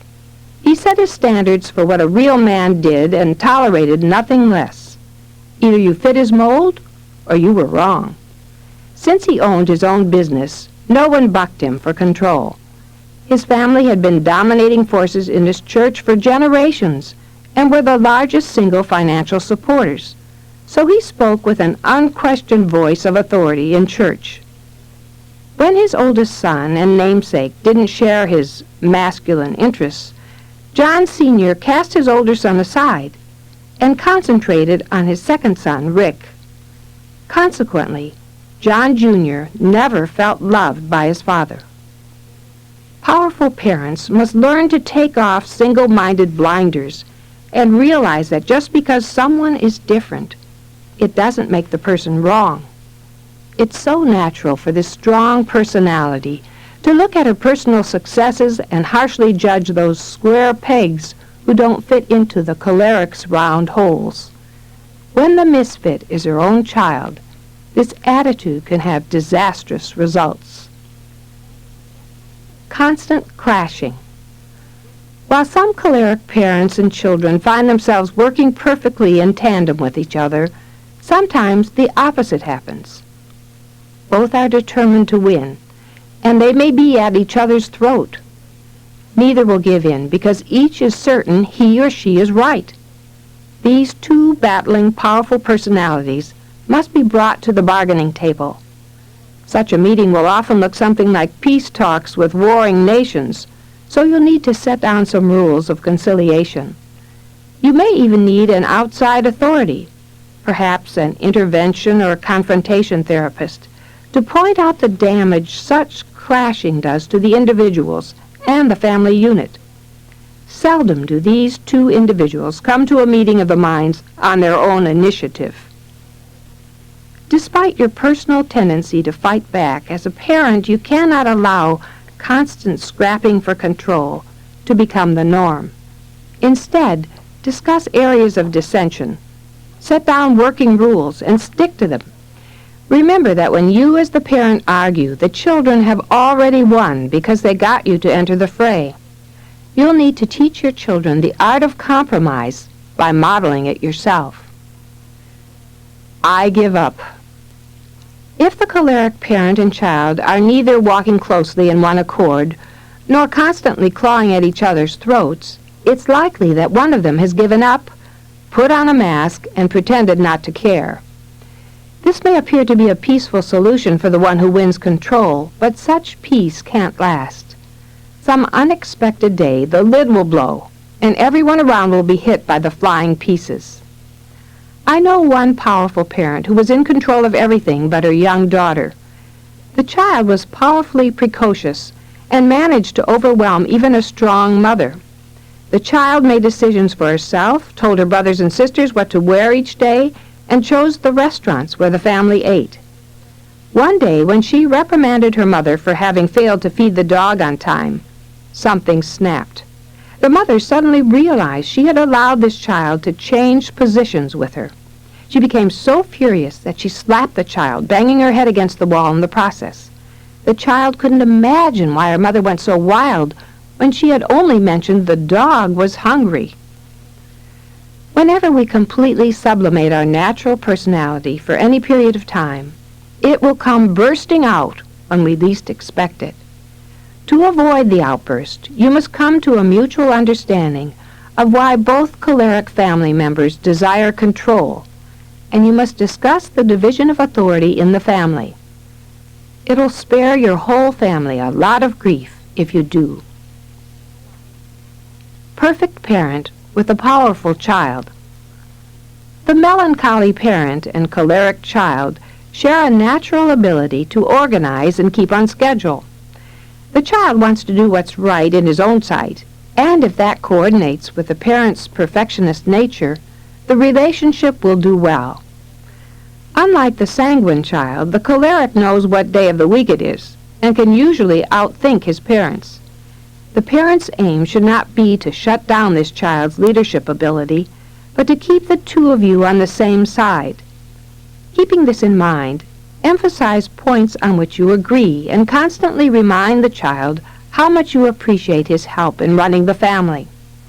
With steady affirmation of the work he's doing, the choleric will remain committed to high achievement and will do half of your work for you. This child will even remember to check off his chart and do odd jobs you didn't assign. Remember, though, that this child needs recognition for such effort. Giving credit where credit is due. If you don't understand your child's need for credit, you'll find yourself in trouble. If you and your child end up on opposing teams, you'll enter a battle you may never win. The choleric child can become instantly devious and manipulative, and can inspire dedicated loyalty from those he selects to oppose you. Despite this hazard, don't throw up your hands in despair. To be forewarned is to be forearmed in this case. Your superachieving child needs to have daily challenges and constant affirmation. Such treatment doesn't come naturally for the melancholy, who typically reserves praise only for jobs perfectly completed, and often tinges compliments with criticism. That's great, but if you recognize this difference between you and your child, however, you can learn to separate your praise and instruction and ask yourself, is insisting on perfection worth the risk? You may fear, as my mother did, that giving compliments will give your child a swelled head. But since your young cholerics will only stay on your side if they know you appreciate what they've done for you, the absence of compliments may cause mutiny. Seeing your child from this perspective will help you appreciate the value of meeting your child's emotional needs and keeping him on your team. This is the end of tape 1. Please go on to tape 2.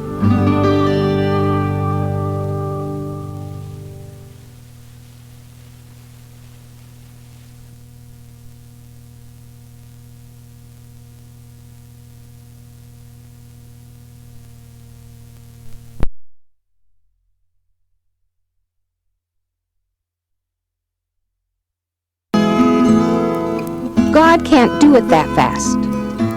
When it comes to discipline, choleric children are immensely stubborn. Don't expect that just because you've developed a reasonable melancholy response to your child's misbehavior, that the results will always be what you expect, or that they'll come when you expect them. Debbie's melancholy mom was a meticulous housekeeper. Debbie was a typical choleric tyke, always into things, always messing things up, always active. One day, Debbie's mom had it. After admonishing her daughter many times to be quiet and be a good girl, she finally gave up.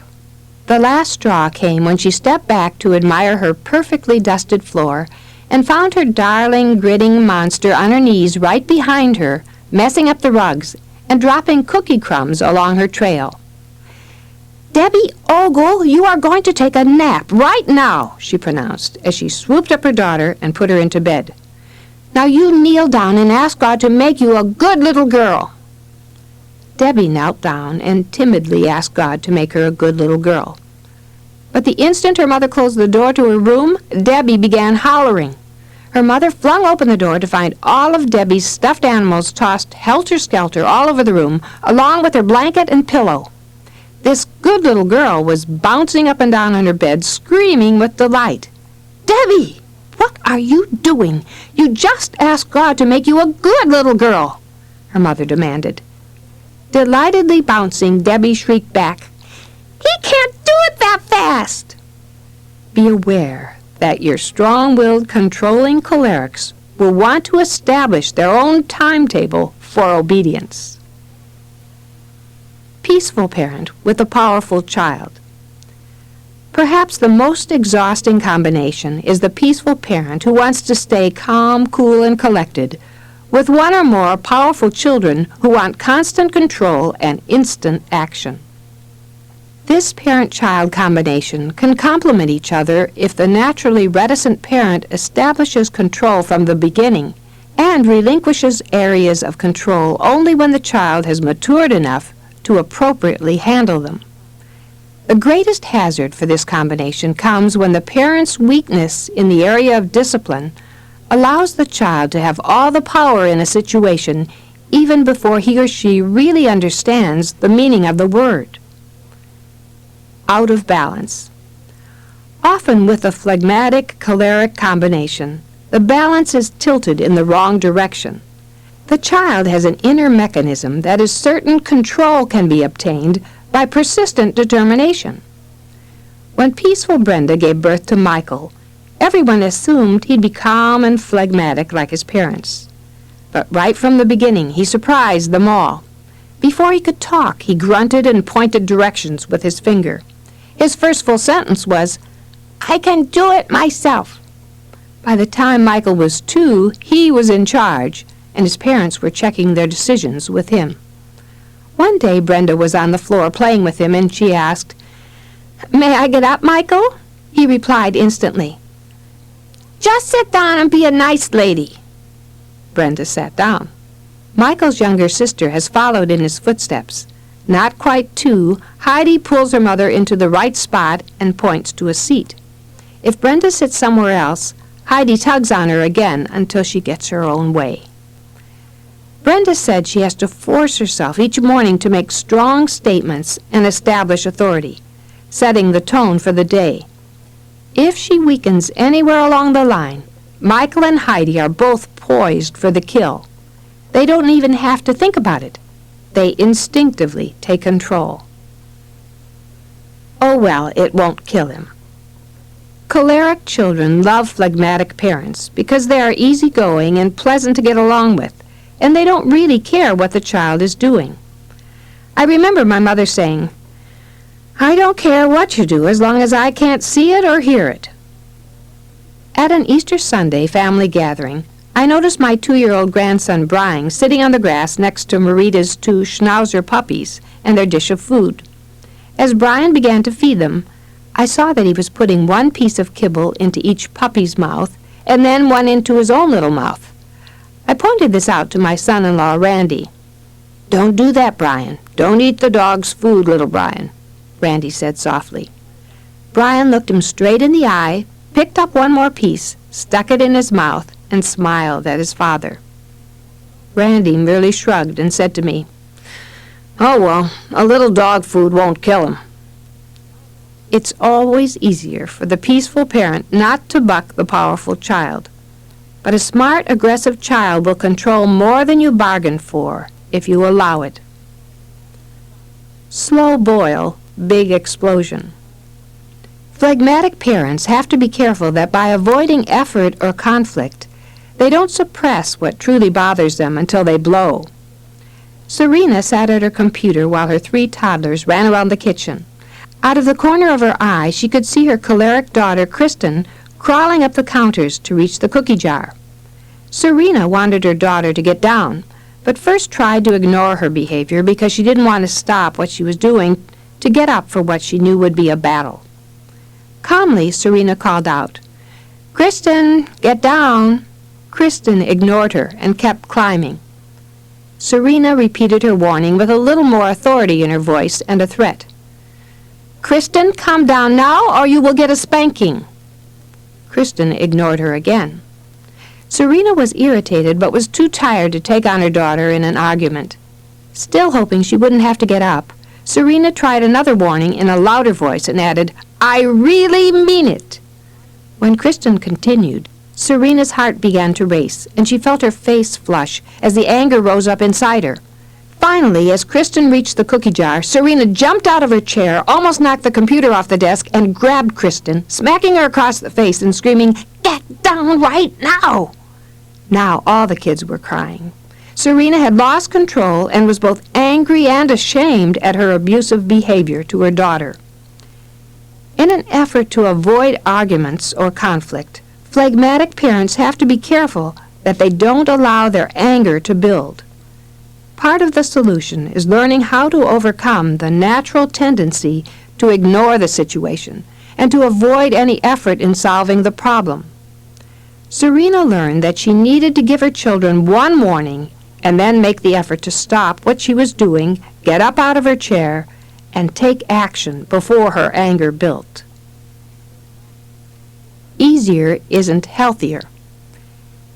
It's easier for a phlegmatic parent to forego healthy boundaries for their strong-willed children, but it does a lot of emotional damage in the long run. Phlegmatic Stephanie, divorced mother of 3-year-old choleric Victoria, lives with her father. From the time she could crawl, Victoria has been in charge of the household because neither her mom nor her grandfather like to set or enforce boundaries. It's easier to give Victoria her way. Unfortunately, when they visit friends and Victoria starts her selfish, demanding behavior, others don't want any of them around. Although Victoria is a bright, adorable, curly-haired beauty, no one likes her because no one is parenting her properly. Phlegmatic parents need to be careful that they don't focus only on providing the easy things, like dinner, laundry, or transportation to school and back. Lack of setting and enforcing healthy boundaries may become emotional deprivation and set a child up for a lifetime of rejection. I knew I could get to you. Choleric kids are notorious for knowing how to push anyone's buttons, but they're especially adept at doing so with the normally easygoing phlegmatic. Ashley was preparing to leave and told her daughter Lauren to get her wagon out from behind the car so they could go. She was in a hurry and wanted Lauren to get it done immediately.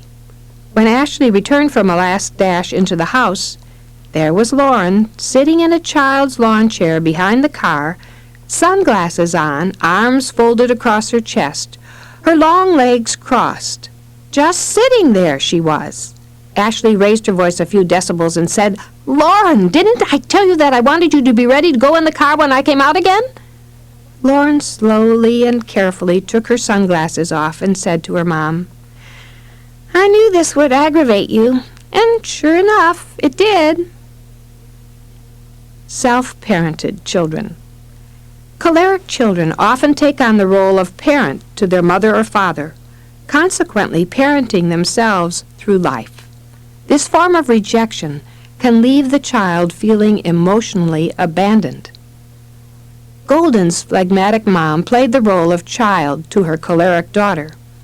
In her drunken father's absence, Golden naturally assumed the parental role. From the time she was young, Golden made all her own decisions. The family had no car, so she had to find rides anytime she wanted to go anywhere. She set her own curfews, piano practice times, and homework schedule, and she searched out scholarships and got herself to college. Later, she planned and paid for her own wedding. She looked forward to her husband coming alongside her and taking care of her for a change. Golden's mother is in her twilight years now, and nothing has changed. She still depends on her daughter to make all the decisions.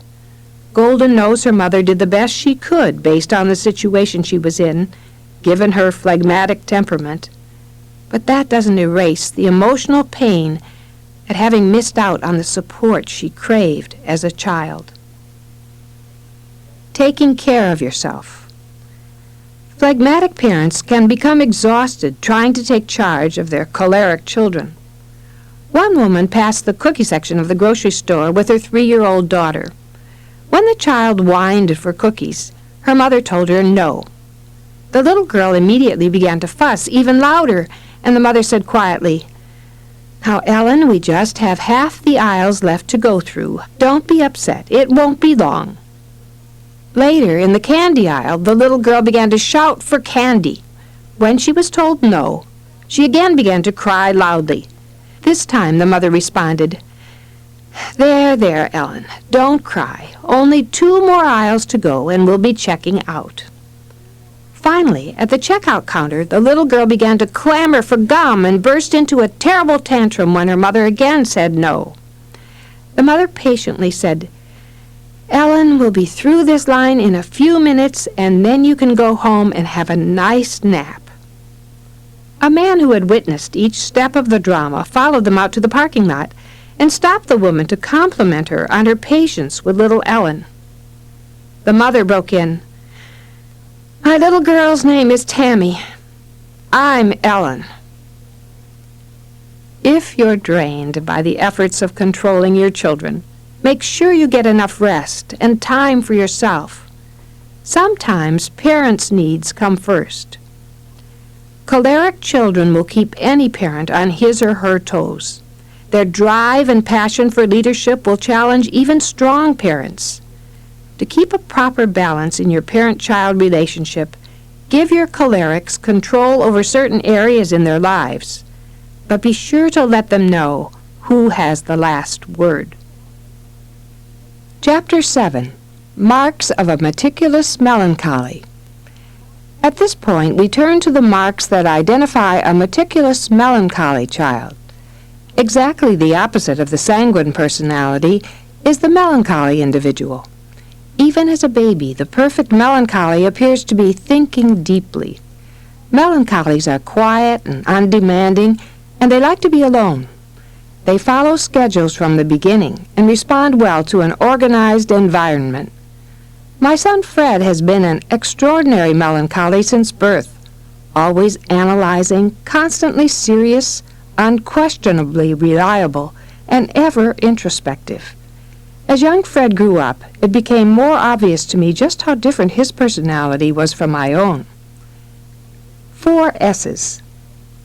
Where sanguines look for attention from the outside, melancholies desire sensitivity about what's inside. They don't talk about their needs. Instead, they're quite determined that if you really love them, you will figure out their problems. The more they're pushed to talk, the more they clam up until you are ready to scream. This attitude shows them you are not sensitive and are not on their side. When they are depressed, they want your dedicated sensitivity and support, but your impulse may be just to tell them to cheer up and get on with life. Melancholies also need space of their own where they can keep their things in order. They go into a decline when a little brother or sister touches their things. They're not being difficult, they just need a place to call their own. My daughter Lauren met her son Randy's melancholy needs by giving him a room by himself and allowing him to have a hook lock high on the outside of the door to keep his inquisitive brothers out. If at all possible, allow your melancholy children to have separate rooms, being sensitive to their emotional needs and not making fun of them. If these children perceive that you think they're a little odd, they'll tune you out and eliminate communication. As well as space, a melancholy must have a place of silence where she can go to get over the impact of the noisy people she's encountered during the day. While a sanguine child will come home and entertain you with stories of the day, the melancholy doesn't want to even think about it. The melancholy's response is, "Leave me alone. Let me go to my room and think." For melancholies, then, sensitivity, support, space, and silence are the necessities of their lives. Where's the beef? Melancholies like everything to be in order, but they're not always willing to tell others what they want to see done. They assume that others will notice their pain and be sensitive enough to straighten out whatever problem exists, preferring to suffer in silence rather than tell anyone what bothers them. After more than 28 years of marriage, Bunny learned that her husband likes his meat directly in front of him on the dinner plate. Not on the side of the plate or the back of the plate, but the front of the plate. For years, he faithfully but quietly turned his plate around so that the meat entree was in front of him before starting to eat his dinner. Rather than complain, he simply dealt with the inconvenience, and it took his wife nearly 30 years to notice. Say exactly what you mean. The melancholy child is apt to take everything you say at face value.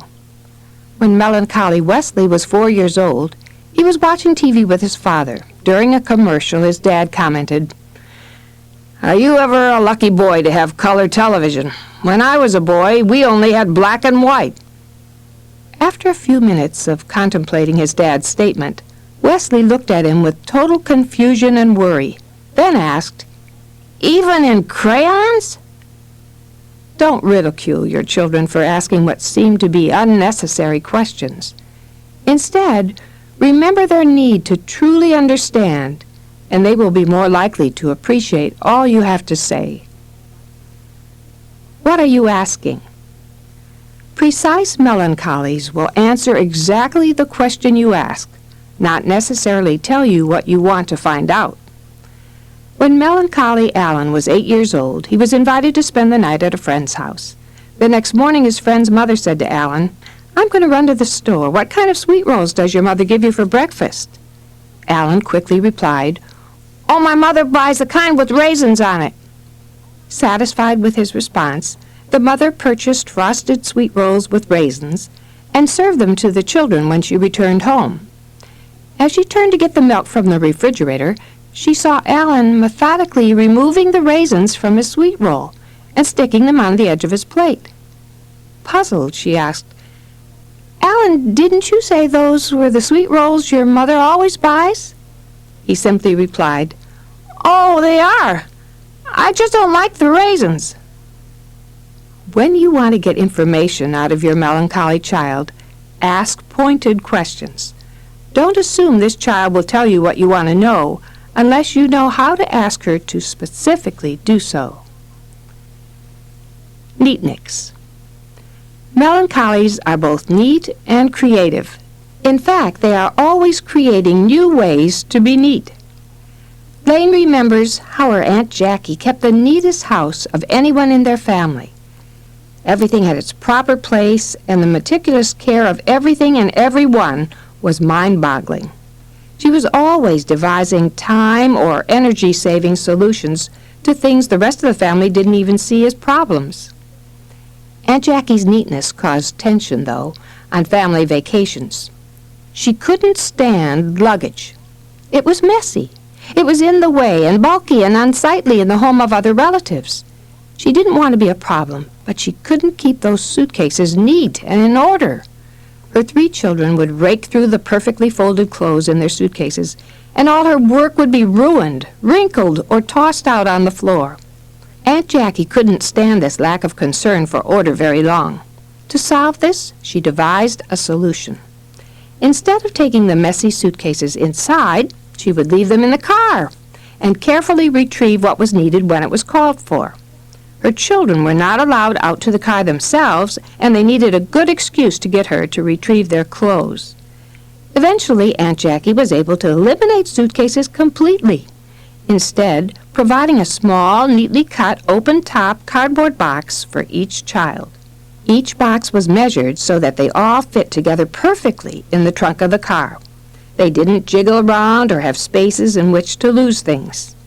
Each box contained everything the child needed on the trip. No more mess in the house, no more suitcases to open and close in the car, no more children creating havoc, no more children even having access to their own possessions. This neat, creative solution would make Heloise smile, I'm sure. But it nearly drove Aunt Jackie's sanguine family crazy. Orderliness. Most melancholy children are easily bothered by clutter and chaos and are compelled to correct the situation. Some may become genuinely distressed and unable to function unless they're able and allowed to get things back in order.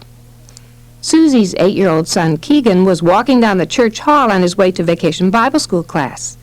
He reached into the boys' room and turned out the bathroom light. When his mom shot him a questioning glance, he informed her, "Someone left it on, Mom." Wherever these children go, they'll find things that need to be put back in order, and they'll take the initiative to correct them. When will that happen?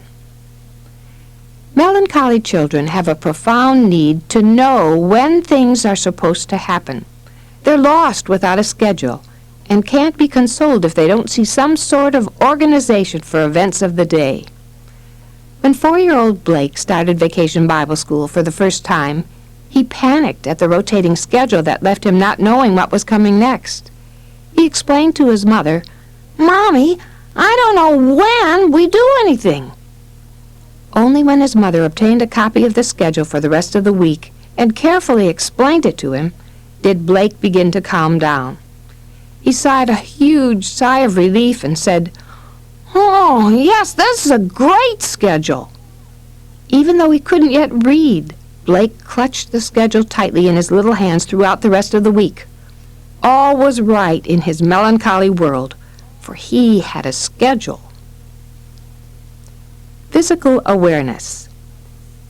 Perfect melancholy children are usually very much in tune with how they feel both emotionally and physically. They tend to focus their worries and hurts on their health and body pains. They need to let others know even their smallest concerns, often in the most dramatic fashion. At Sunday school, melancholy Johnny was learning about how God created everything, including human beings. Little Johnny seemed especially intent when he heard how Eve was created out of one of Adam's ribs. Later in the week, his mother noticed him lying down as though he were ill and asked, "Johnny, what's the matter?" Johnny responded, "I have a pain in my side. I think I'm going to have a wife."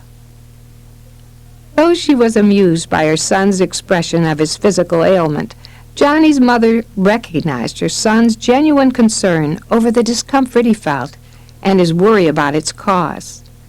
Melancholy children need to know when they share their problems with their parents that they will not be ridiculed or dismissed as worrywarts.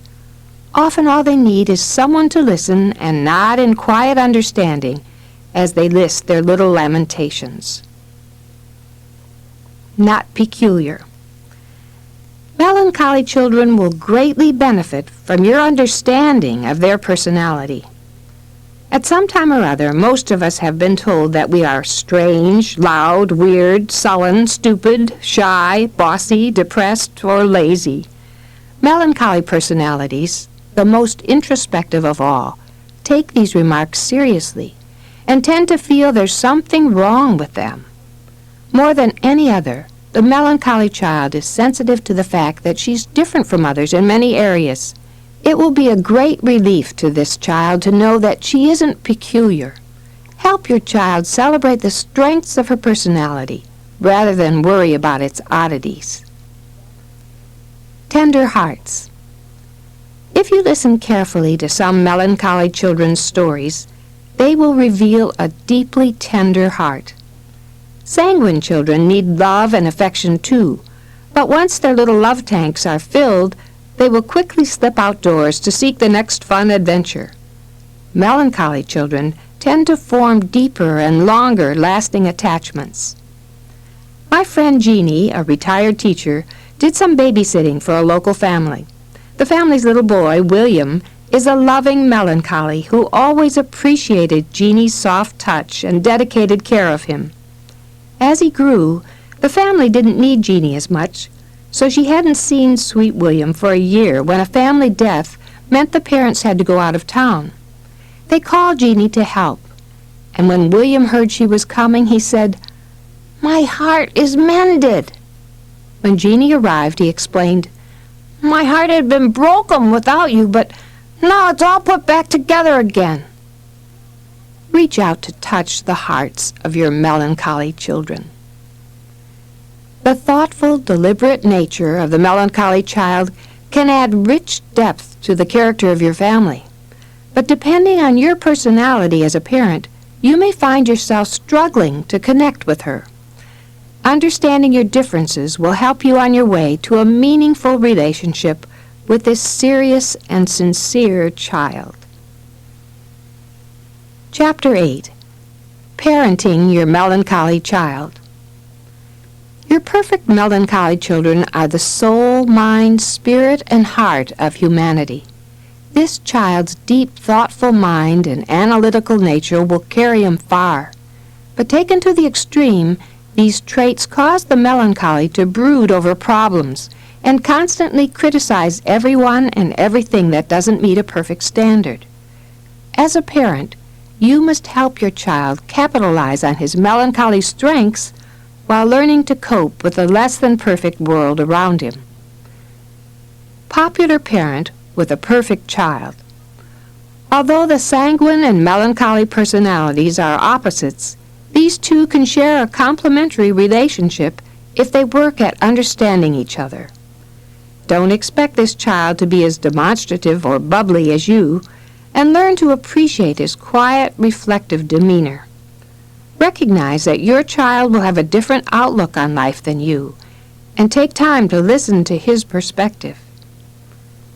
Don't cheer me up. The popular parent or grandparent has to accept the perfect child as he is, and not try to make him over or cheer him up.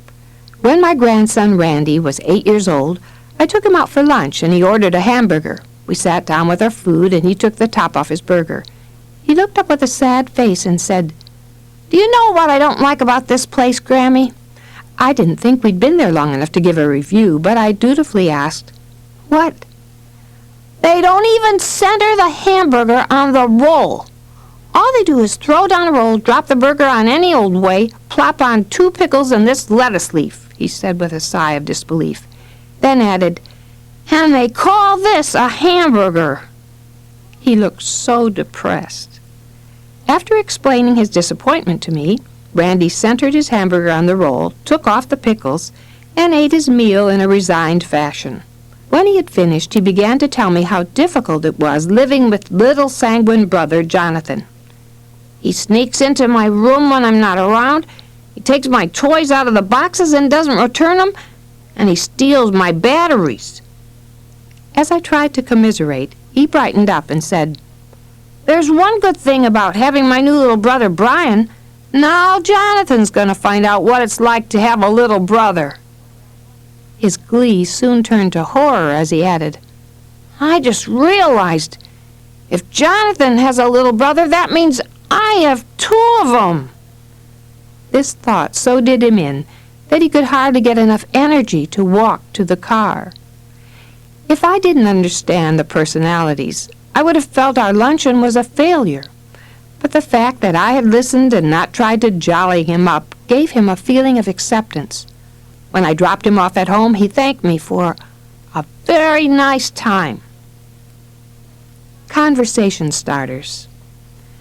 Not only do sanguine parents have to learn to be good listeners, they must also learn how to draw out the melancholy. Sandy had read a list of questions to ask your kids that would prompt discussion and let you know what they were thinking and feeling. These questions included, what things do you really enjoy doing, and what makes you afraid?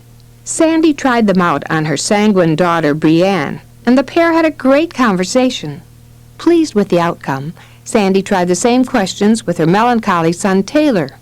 When she asked him what things he really enjoyed doing, he told her a few things, such as reading and playing the piano. When she asked him what kinds of things made him afraid, he pondered for a while and then said, "That's really a good question." To this day, he has not answered it. Sandy will have to work extra hard to get a response to that question out of her son. When dealing with a melancholy child, sanguine parents really need to lower their expectations as to the amount of conversation and the enthusiasm over the questions. And parents must listen carefully when their melancholy child does decide to communicate. Everything's fine.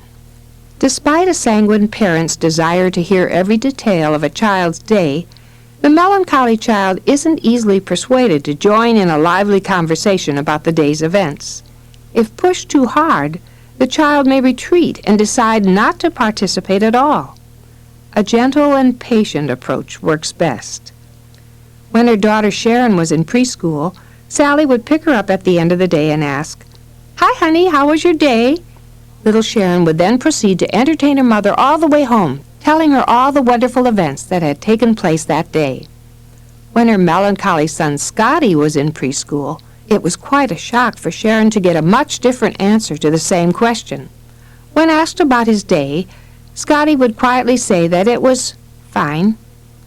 Fine is a popular word for the melancholy. To try to get the conversation going, Sharon would prod, "Tell me what you did today." Scotty would sigh in response. Then, while looking out the window of the car, he would say, "I don't know, Mom. I just want to think." As a sanguine mother who loves conversation, Sally had to learn that silence was all she was going to get from him. Only when he was ready would he tell her if there was anything he deemed worth telling. Even if they don't join in the fun of the moment, melancholy children do want their sanguine parents to be there with open ears and hearts to listen to and love them when they're ready. You just need to be patient and wait for answers to come on their time. Give me some space.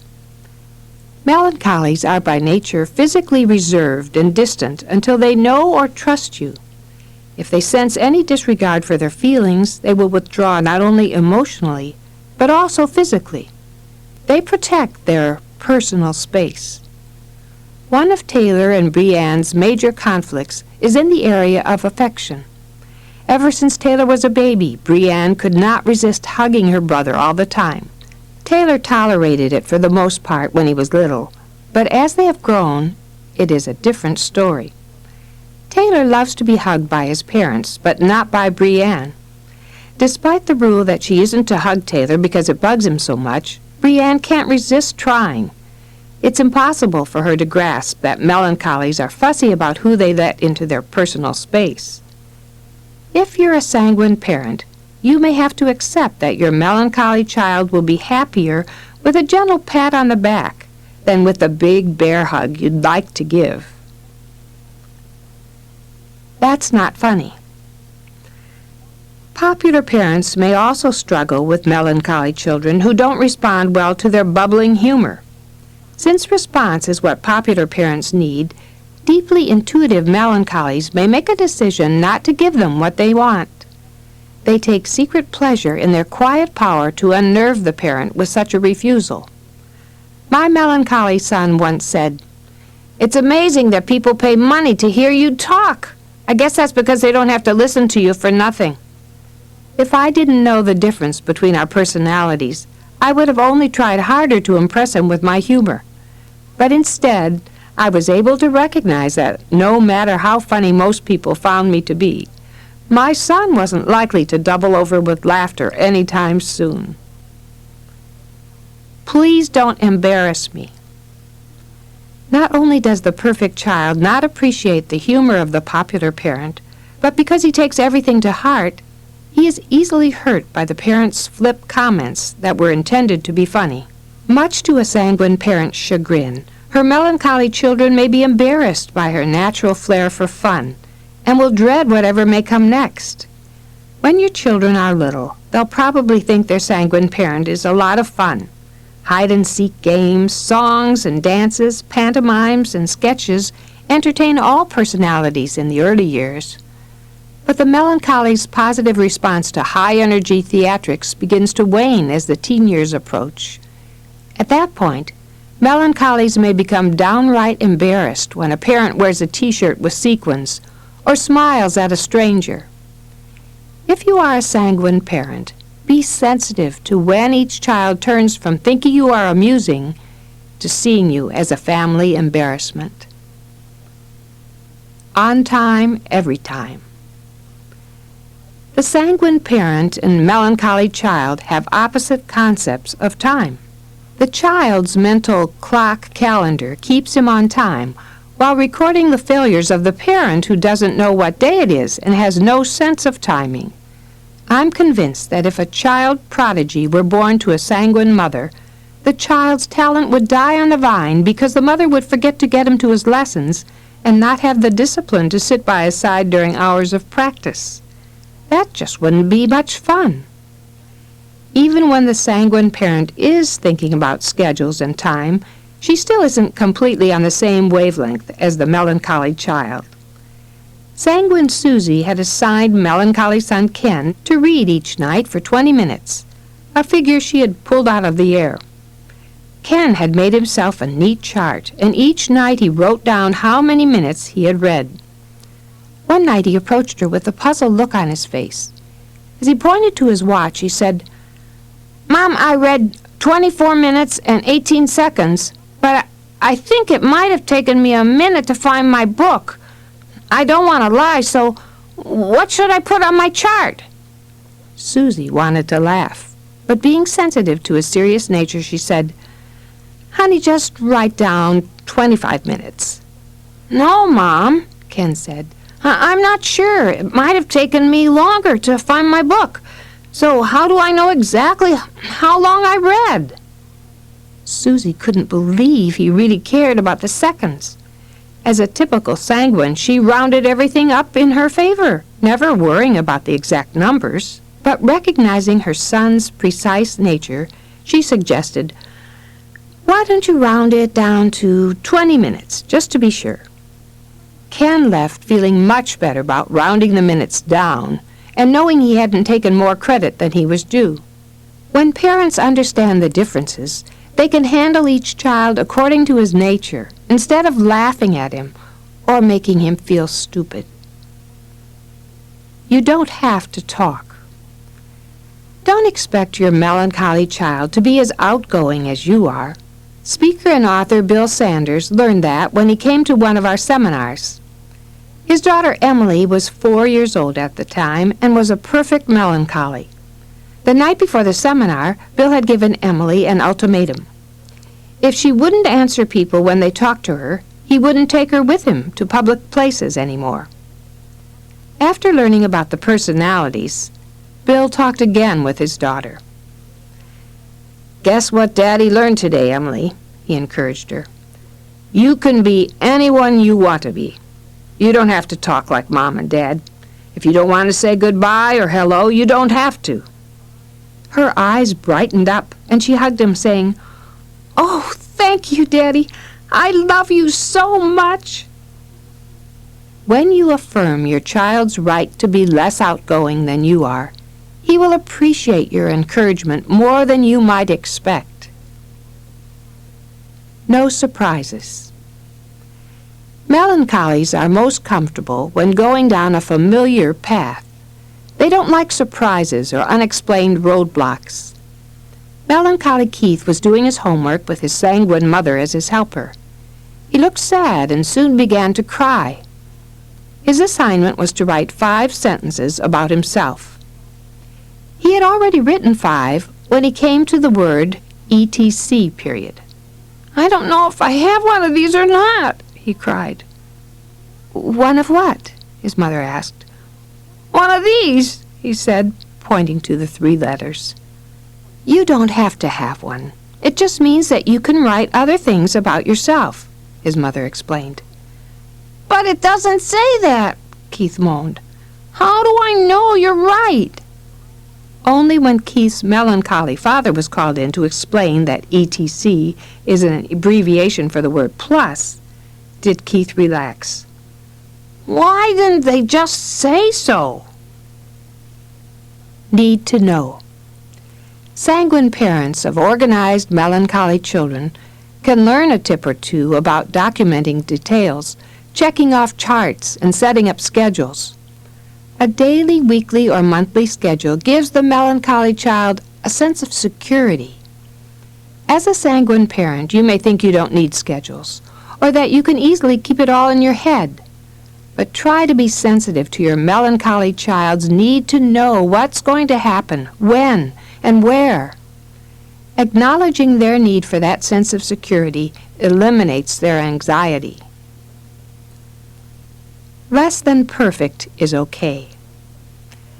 Sanguine parents can help their intense melancholy children relax by relating their own humorous stories of imperfection. It may not seem your child appreciates your stories, but they'll help him see that it's not the end of the world when something doesn't work or when something unexpected happens. By sharing situations where she's not perfect, Susie helps her son Keegan learn that it's okay to relax. The other day, Susie left the kids' tennis rackets on top of the car and sped off to school. When she realized they were missing, she retraced her route until she found them safe in the gutter. Susie wants Keegan to know that everyone makes blunders and that even though she is sometimes frustrated by such silly mistakes, tomorrow is another day.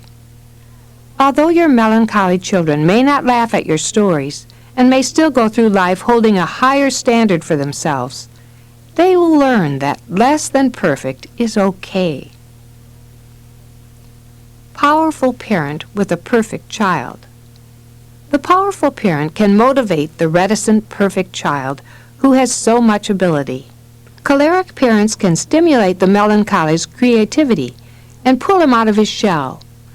But don't insist on quick, decisive action from this child, who may want to mull things over for a while.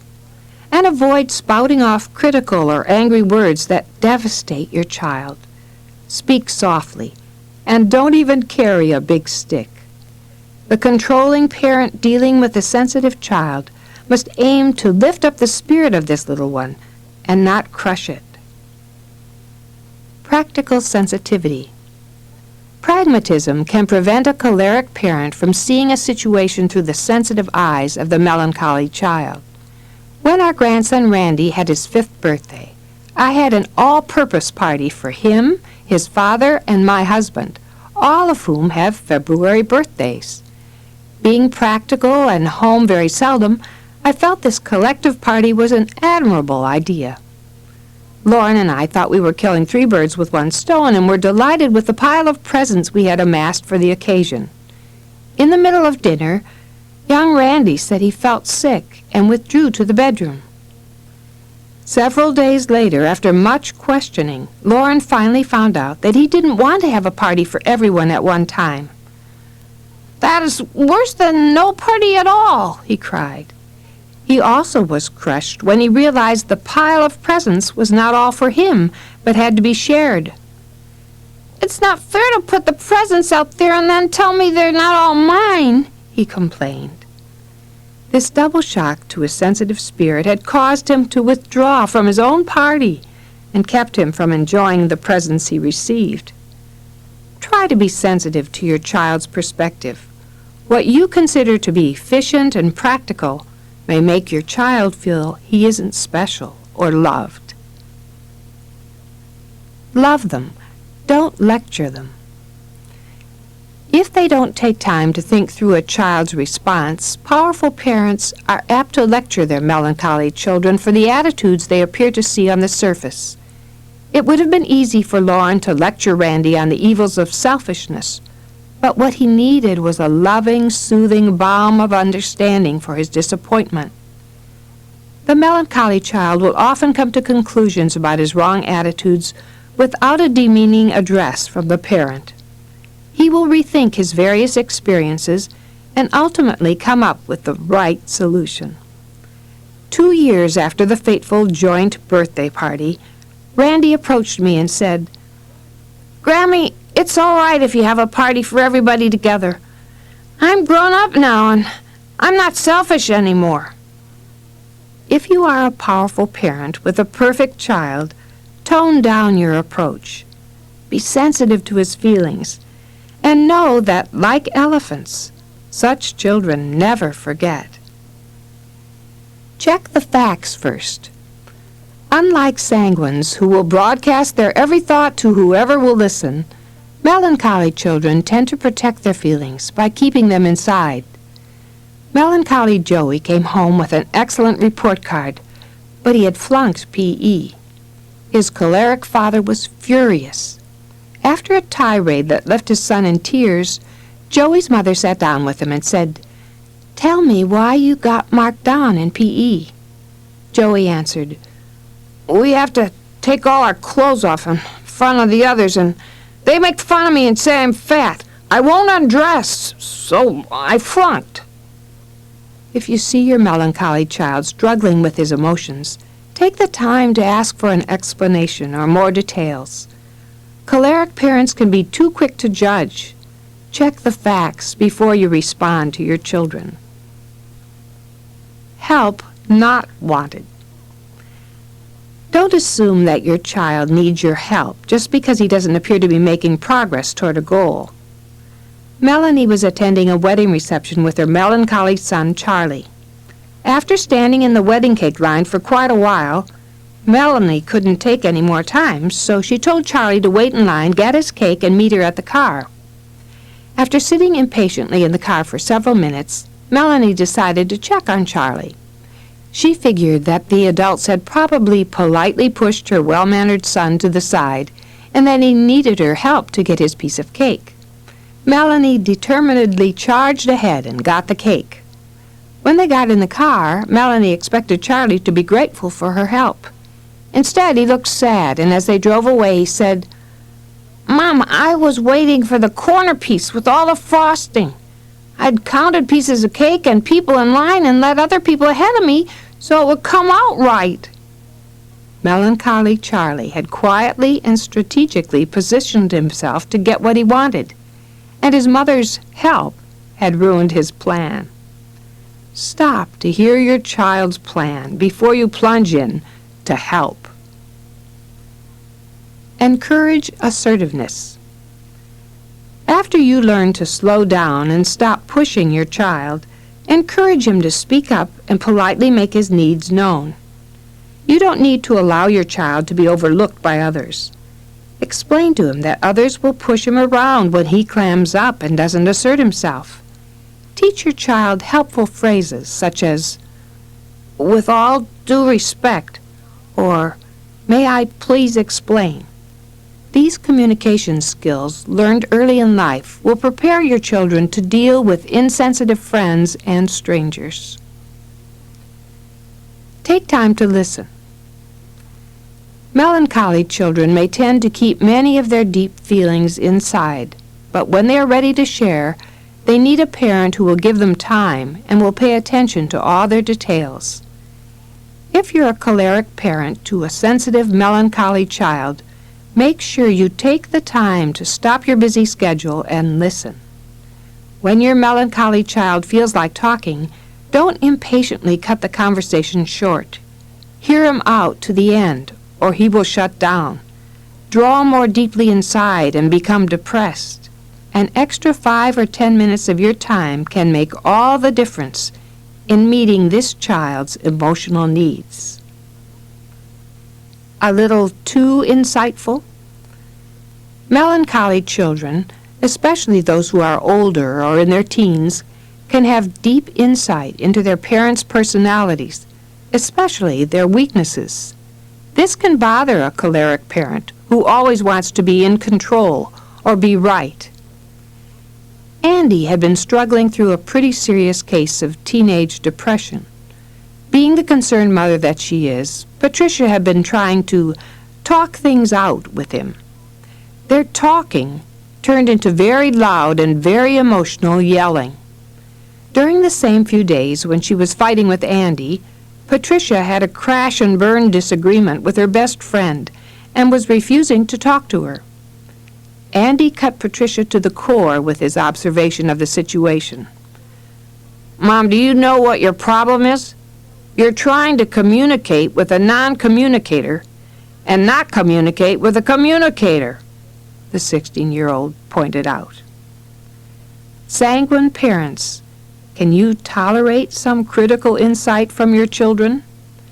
Never tolerate personal attacks, dishonor, or disrespect, but do encourage your melancholy children by thanking them for their valuable opinions. Perfect parent with a perfect child. The perfect parent and perfect child can make the best possible combination. With their mutual and deep artistic talent and exceptional organizational skills, they can accomplish a lot as they work together. And since they both value schedules, they're sure to get things done on time. Still, this pair will have their ups and downs. Child prodigies. When both parent and child are perfect melancholies, everything is done in good order. Rooms are neat, charts are checked, and homework is completed on time. Child prodigies blossom in this environment where both parent and child are dedicated to intellectual pursuits and neither minds if practice is boring or the routine dull, as long as the goal is a worthy one. The perfect parent recognizes the child's exceptional ability and will take time to patiently develop it. Not every melancholy child will be a genius, but if he is, the perfect parent will be the most likely to spot the child's aptitude. This is the end of... Because this parent and child share the same sensitivity, they will also share a sympathy with each other that no other combination can understand. But since they both get hurt easily, if one senses any opposition from the other, he or she may withdraw and get depressed instead of speaking up. Perfect parents must guard against becoming depressed when their own adult world is not running smoothly. If they do, they may fail to meet the needs of their perfect children. It only takes a moment to reassure your melancholy child that although life is not perfect, your love for him is. My right way, not yours. Although melancholy children are basically neat, they want to be neat in their own way, and when this conflicts with their mother's way, they may go through a sloppy phase that belies their true personality. One reason may be a temporary rebellion. A teen boy told me that the only way to really get to his mother was to leave his room a mess each day. His mother's teary reaction gave him a feeling of control. Once he'd flexed his independent muscles, he went back to his neat ways with a feeling of self-satisfaction. A naturally melancholy child might also become sloppy if the parent's standards are so impossibly high that the child gives up on the whole program. Becky said, No matter how hard I tried, my mother was never pleased and always told me I could do better. So one day I said to myself, why are you killing yourself cleaning this room all the time when you can't make her happy anyway? Forget it. One of the hardest lessons for the perfect parent to learn is to keep the standards within reasonable reach. Help the child attain the goals and praise him when he does it correctly. Don't keep moving the target the minute he gets close to a bullseye. Punishment that fits the crime. Melancholy parents sometimes see their children's faults and failures as more serious than they really are. When that happens, the corresponding discipline may be too intense for the situation, causing more emotional hurt than correction. On Melancholy Sally's 11th birthday, her parents promised her a party. That morning, her 12-year-old neighbor, Doug, asked her to come over and see his new BB gun. Sally knew her melancholy parents had forbidden her to visit when Doug's parents weren't home, but she went anyway, just for a quick peek.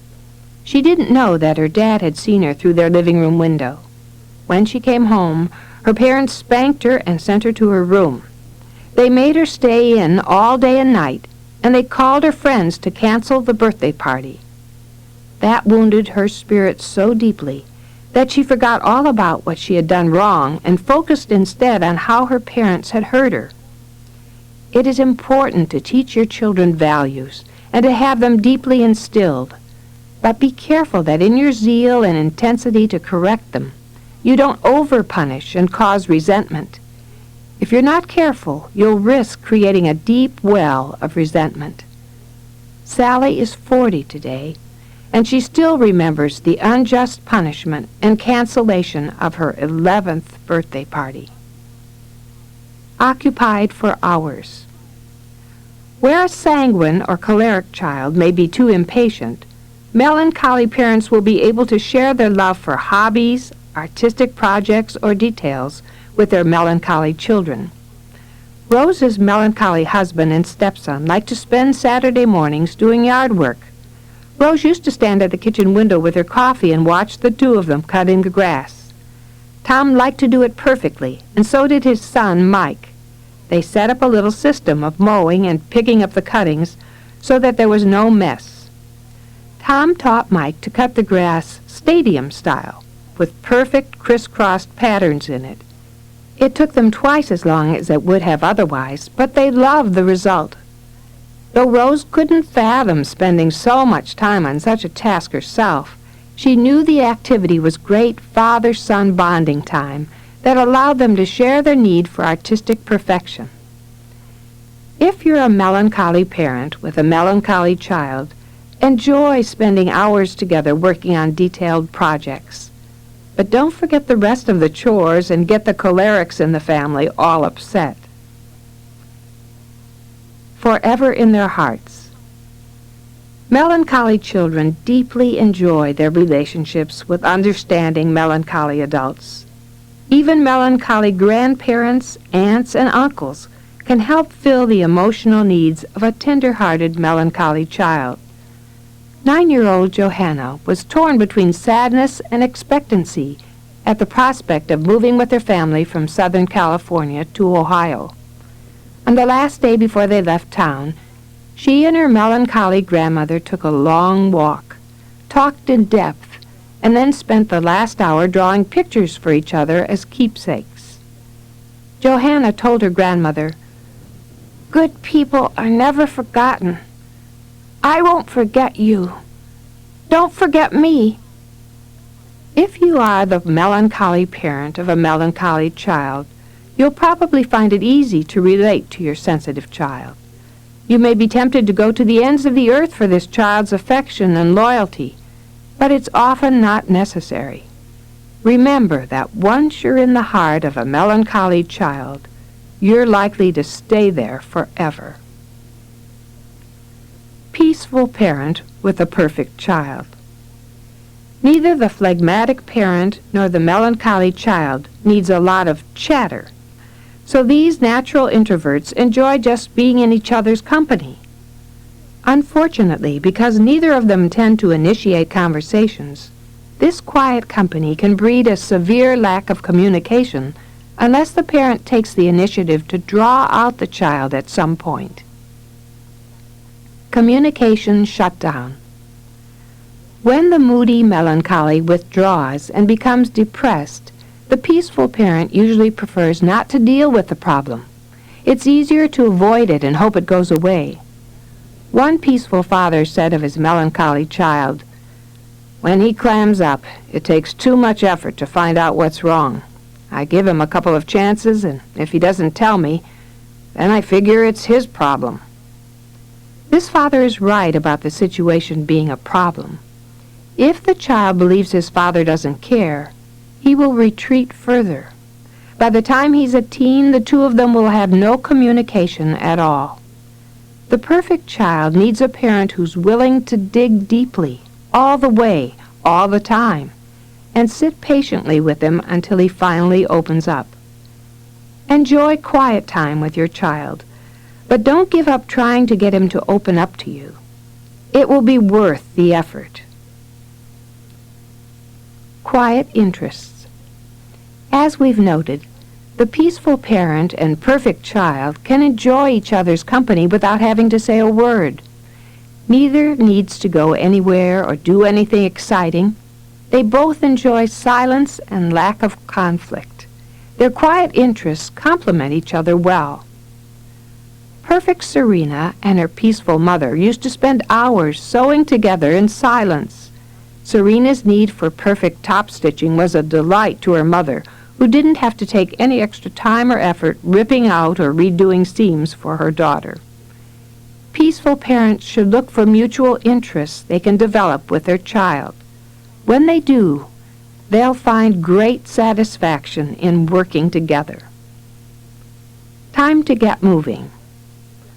Although they work well together, the introspective melancholy and the unmotivated phlegmatic may have a hard time setting challenging goals. Both of them need to be inspired to get down to work, and they too easily settle for the status quo, saying, "Tomorrow is another day." A child with just a hint of choleric initiative may become critical of the peaceful parent and decide it's time to impose melancholy organization and motivation. When a parent resists, the child may pull back and quit trying to communicate altogether. If you're a peaceful parent, don't make your melancholy child motivate you. Perk yourself up and take some initiative, or the division between you and your child may grow beyond repair. Regardless of your personality as a parent, remember to give your melancholy children plenty of love and support. Compliment them sincerely and lovingly to reinforce your appreciation of them. Accept their quiet composure and quest for solitude, and allow your melancholy children to spend some quiet time alone. But make sure they don't become antisocial in the process. With your direction, your meticulous melancholy will become a serious, sensitive individual on the path to success. Chapter 9. Practices of a Pleasant Phlegmatic. Finally, let's peruse the practices of a pleasant phlegmatic child. The phlegmatic child is the easiest and least demanding of all. While the sanguine is screaming for attention, the melancholy is not willing to tell you why he is depressed, and the choleric is yelling, "Hey, give me some credit!" The phlegmatic is quietly watching the family parade as if it were a TV sitcom. The phlegmatic has nothing she feels compelled to do, and even if everyone else does nothing too, she will still be content. It's easy to ignore the phlegmatic, but just because this child doesn't demand attention doesn't mean she doesn't have any needs. Quiet needs. Phlegmatics have a low energy level. They hate conflict and confrontation and crave peace and quiet. They will love you forever if you fight their battles and relieve them from stress. Though this child lacks an internal drive to accomplish something, you can move her to action with loving motivation from you. Even though the phlegmatic child doesn't compete for attention or praise, She needs both.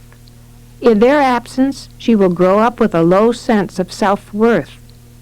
This child's emotional needs are rather low-key, but if you don't meet them, she will feel insecure and will never achieve her potential. Phlegmatics need you to tell them you love and respect them for who they are, not for how much they do. It's easy for this child to slip through the cracks and be ignored. When that happens, she grows up with little self-respect, believing that nobody cares. Take time from the demanding children to let your phlegmatic know how much you care for her, and make sure you don't tie love to accomplishment. Instead, compliment this child's sweet spirit and concern for people in need. Phlegmatics are usually single-interest children, and it's the parent's job to find out what it is that will excite and motivate this child. Groupies hung around the stage door waiting for Aline's phlegmatic son, Eric. A talented drummer, Eric was a great musician with good stage presence. While his parents were supportive, his desire for a career with a rock band concerned them. After high school graduation, Eric worked in a fish market and played sporadic gigs on weekends. He was content. 2 years went by, and all his parents' suggestions about education fell on deaf ears. They knew they couldn't push him into a different life, but they did want him to choose a different goal in life. Simultaneously, Eric's sister, 2 years older, had just finished a program at Ohio State and won a semester in Switzerland, working for a poster company. Laura's work-education opportunity there proved to be a wonderful experience, but even with all the adventure of her job and new little apartment, she soon became homesick. Eric's parents approached him about traveling to Switzerland. He was challenged to travel that distance on his own, but agreed, and the ticket was acquired. Eric spent 2 weeks with Laura. It was an opportunity of a lifetime, and turned out to be a life-changing experience for him. When Eric arrived home, he made an appointment to get a physical exam, registered at the local college, and cut his hair inch by inch. He continued to play with the band and work in the fish market, but he also aggressively sought a career. Today, Eric is a graduate of a 4-year college and works as a nurse with babies who have been severely burned. His ambition is to go on a mercy trip to South America or Africa, and plans are underway to make that happen. Helping the phlegmatic by showing her options is more effective than nagging her to get moving. Sooner or later, you'll hit on something that will really excite her. Always the easy way. Peaceful children have an innate desire to find the easy way to do anything. They look carefully at any project and slowly choose the path of least resistance. Shirley's granddaughter, Lindsay, a phlegmatic all the way, was sitting at the computer playing a game of tic-tac-toe. She had to play the part of both competitors since there was no one else to play with at the moment. Shirley let her play for a while. Later, as she walked past the computer, she noticed Lindsay was sitting there with her arms crossed, watching. When Shirley asked her what she was doing, Lindsay answered, "I figured out how to make the game play itself, and now all I have to do is watch." Work as discipline. Phlegmatic children like to avoid hard work, tedious work, or any work that doesn't fit their interests. Remember this when assigning chores as punishment. Rose told me about disciplining her phlegmatic nephew. Rose had sent her choleric stepson Mike and his phlegmatic cousin Joe off to do chores. It was late in the afternoon, and the 2 9-year-olds had not done one single assignment Rose had given them that morning. So she decided to separate them, have them finish their chores, and pile on even more mundane tasks as their discipline. "You will learn to finish your work before play," she informed them. Rose was pleased with herself for coming up with a punishment that worked to her advantage by getting some extra work out of the kids in the process. When she checked on them later, she found that a bright-eyed and bouncing Mike was perched up on the bathroom counter, cheerfully wiping the mirrors. Choleric Mike didn't really mind the work, but Joe sat on his knees, shoulders sagging, sad-faced and depressed. As he wiped the coffee table in very slow motion, he heard Rose come into the room, looked up and whined, "Aunt Rosie, do I have to do all the tables?" Though the extra chores didn't work as effective discipline for Choleric Mike, it was making a big impression on Phlegmatic Joe. Can I retire yet? Relaxing is a major goal for peaceful children, and one they still embrace as adults. While cholerics would never dream of quitting work at any age, retirement is the phlegmatic's dream. Last summer, Kim's parents lived with her for a month while their new house was being finished. They're both retired and enjoy a much slower pace of life than do Kim and her family. They must have made retirement look pretty good to Kim's 10-year-old son, Brendan, because he proclaimed, "I can't wait until I retire," as if he's had much of a life in his 10 years to retire from. Don't be surprised if your peaceful child wants to retire, even at age 10. Born ready for bed. Phlegmatics are so naturally relaxed that their favorite activity is often sleep. 10-year-old Brendan constantly battles with his mother over his ultra-laid-back, easy-going temperament. It's very hard to get him motivated to do anything. Still, his sanguine side keeps his family so entertained with jokes and smiles that it's hard to come down too hard on him. But even his humor has a phlegmatic twist. His mother entered his room to tuck him in bed one night and asked, "Are you ready?" He replied, "I was born ready, Mom." She probed further, asking, "Born ready for what?" and was met with a classic phlegmatic response, "I was born ready for bed." So true. Brendan was a great sleeper, even as a baby. Ready to give up. If phlegmatics don't see the point in what they're doing, they'll quickly give up. They assume the same is true of others. Phlegmatic Johnny watched, fascinated, as his mother smoothed cold cream on her face. "Why do you do that, Mommy?" he asked. "To make myself beautiful," she replied, then began removing the cream with a tissue. Seeing her action, Johnny piped up, "What's the matter? Giving up?" Phlegmatic children figure that when you stop doing something, you've given up on reaching a goal. Make sure your peaceful child doesn't get the impression you've given up on her. Sweetness cloaks a will of iron. When the right button is pushed, sweet, soft, peaceful children will display a strong, stubborn will of iron.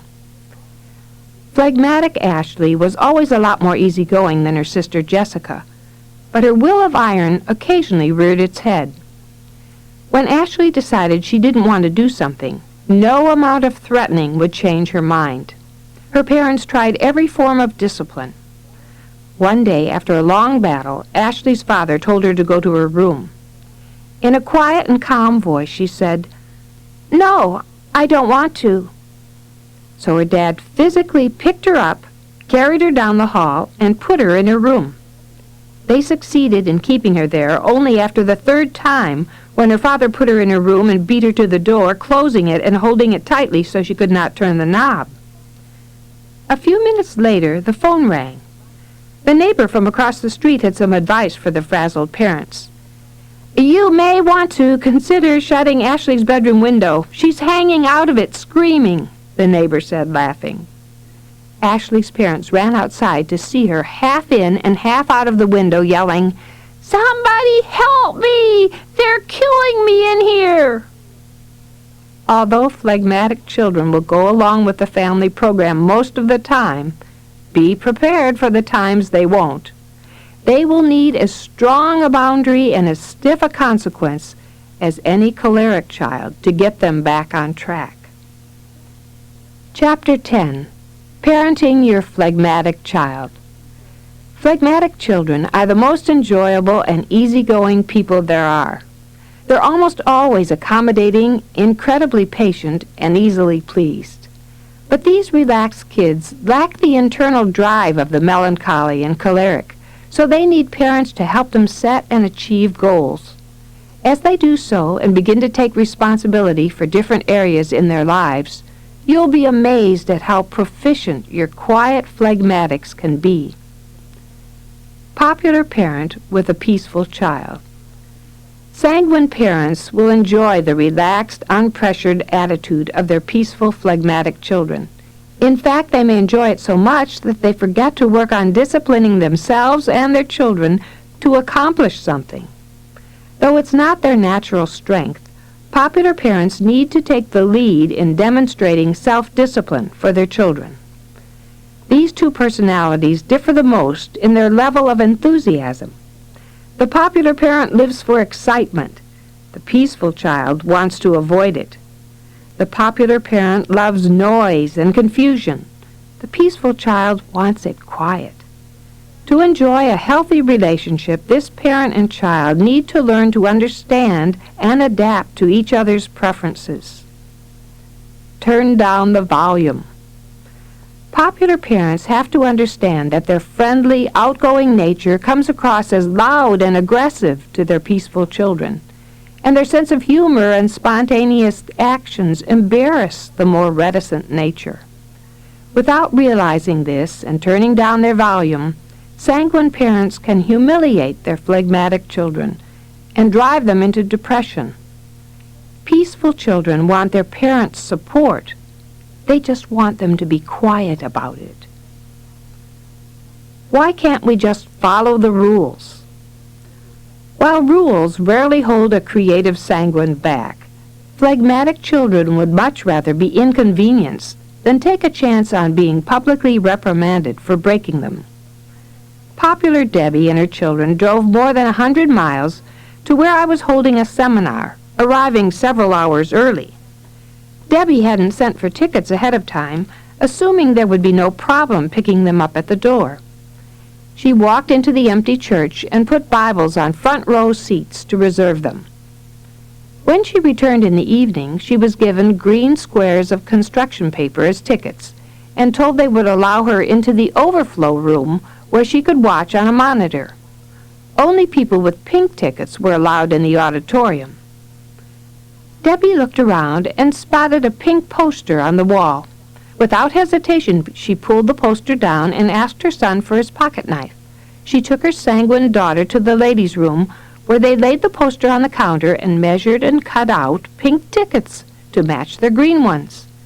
Some people looked at her strangely, but no one dared ask what she was doing. Debbie threw her green tickets in the trash and emerged with pink ones, as if she'd had them in her possession for weeks. She smiled and told her children proudly, "We have pink tickets. Let's go." The ticket person took her pink tickets without question, and she proceeded to the front where her seats were awaiting her arrival. She was thrilled with her brilliant handling of the situation and didn't realize this whole procedure had made nervous wrecks of her children. Later, when she asked one peaceful child how she'd enjoyed my speaking, the girl replied, "I didn't hear a word she said. I was scared to death any minute the police were going to come in and drag us away." What seemed like high adventure to the sanguine may strike terror in the heart of a phlegmatic. Creative or humiliating? Sanguine parents and phlegmatic children share an appreciation of wit, but parents shouldn't be surprised if these children fail to get excited about some of their brilliant ideas. When this is the case, don't push for energetic enthusiasm. The more you do, the more stubborn your child will become.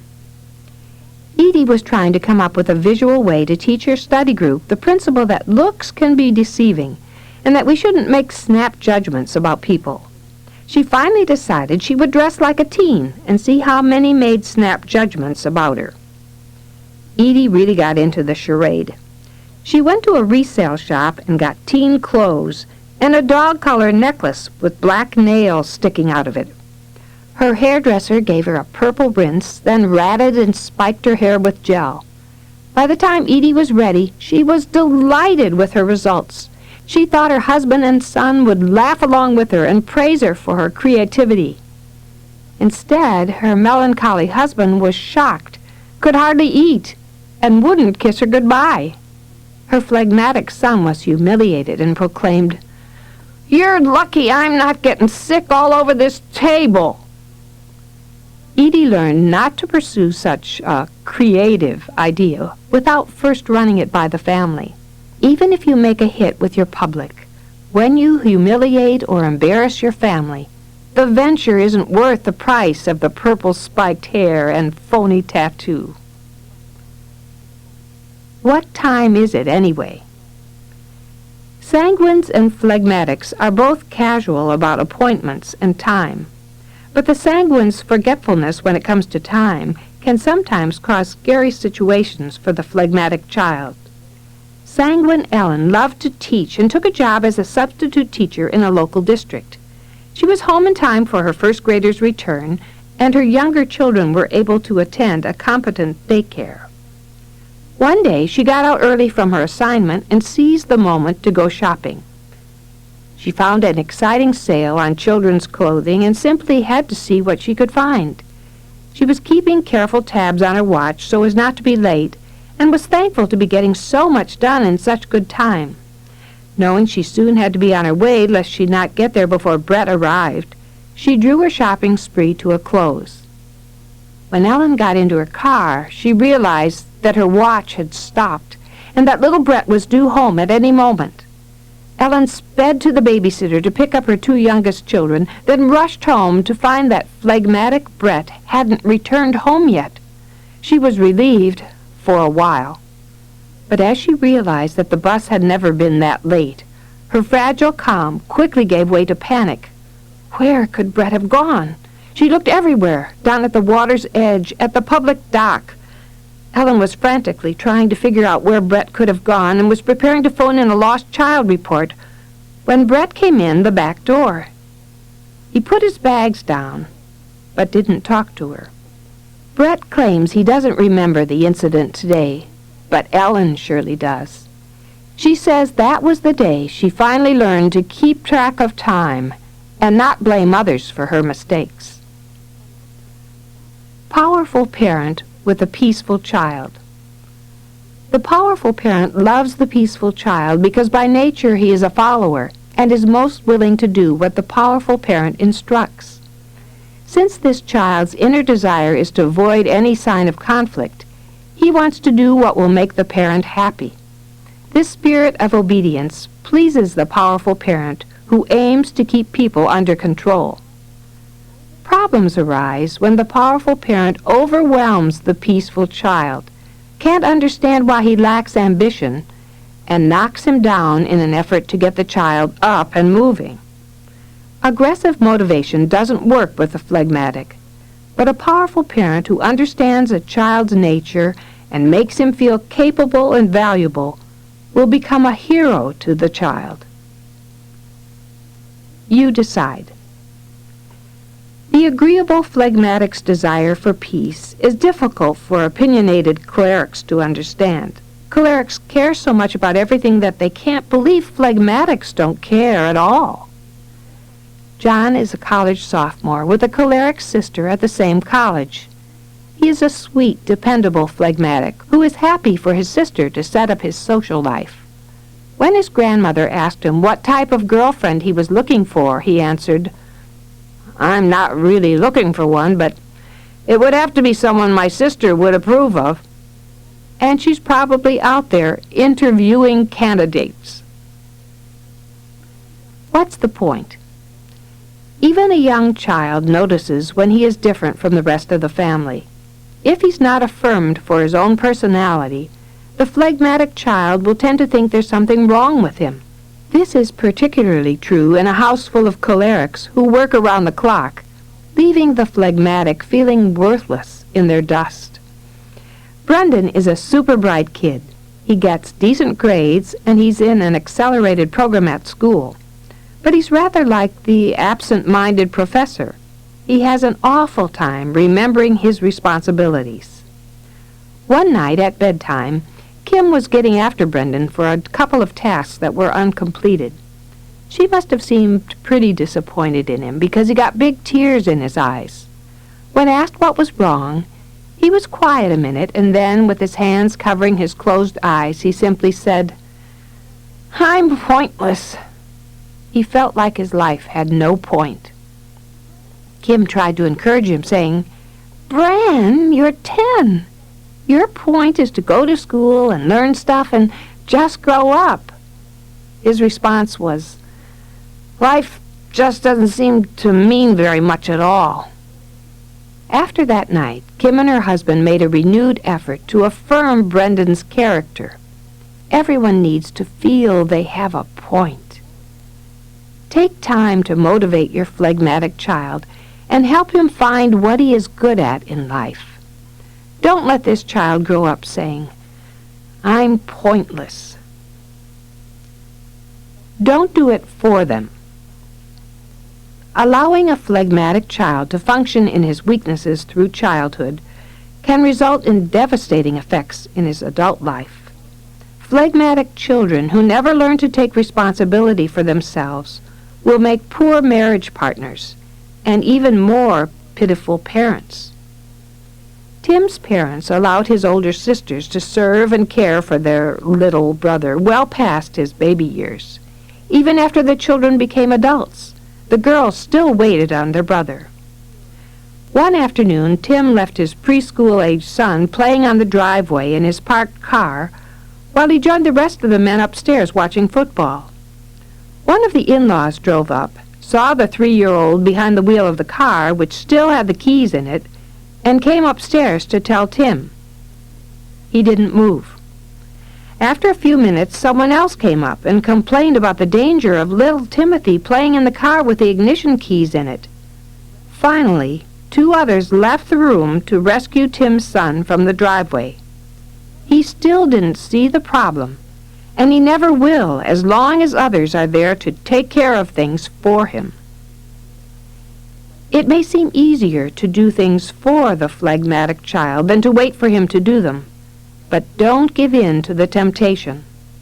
If the phlegmatic child doesn't learn to take responsibility for tasks, he may never grow up and assume responsibility for his life.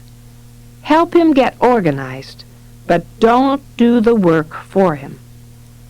Consider all the facts.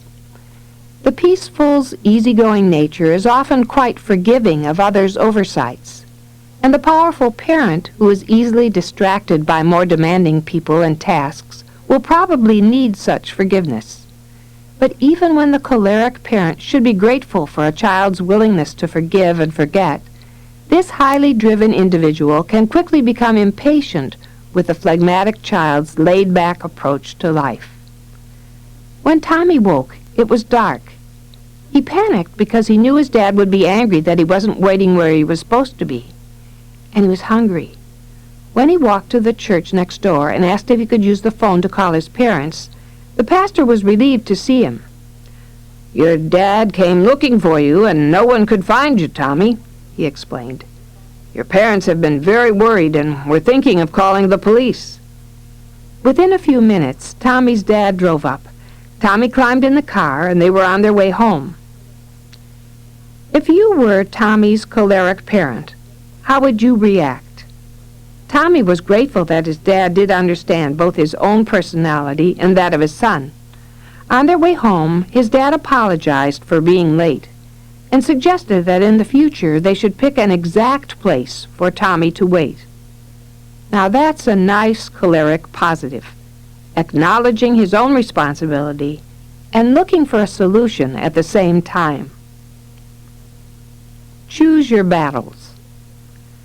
Consistent follow-through with discipline helps with phlegmatics, but sometimes they still don't respond the way parents would like them to. And the more the choleric parent pushes, the more likely the phlegmatic child is to resist. Lucy battles with her son Jeremy over his room. The more she moans over his mess, the more determined he is not to clean it. Jeremy's best friend invited him over to spend the night, and he went numerous times. When it was their turn to host, and Jeremy wanted the family to invite Matt over for a night, Lucy told him it was a great idea, once he cleaned his room. 5 months went by, and Jeremy never cleaned up his room. Matt moved 1,000 miles away, leaving Jeremy alone in his mess, and Lucy still upset. Once Matt left town, Lucy cleaned Jeremy's room. Her only hope of motivating her son to action had disappeared. Choleric parents will need to let some things go with their phlegmatic children. Learn to choose your battles, or you'll never find a moment of peace to relieve your frustration with your child's habits. Get moving. Parents need to understand a child's personality to discipline and motivate him effectively. When they don't, there's not much chance for a healthy, nurturing environment. Al remembers spending countless hours alone in his room, writing pages of lines as punishment for misbehavior and poor grades. Rather than motivating him to put energy into his work, though, Al just concentrated on finding ways to conserve energy even while being punished. At one point, he figured out how to use 7 pencils at a time to record the countless lines of disciplinary sentences. When his high school years arrived, Al's friend talked him into going out for the soccer team. He played only about 5 minutes of the last game in the season that year, but the coach took a personal interest in him and insisted Al go to summer camp. That summer at camp, Al found people who cared and could help him develop his skills. Soccer became a huge motivator for him, and his mother was finally able to get her son up and moving.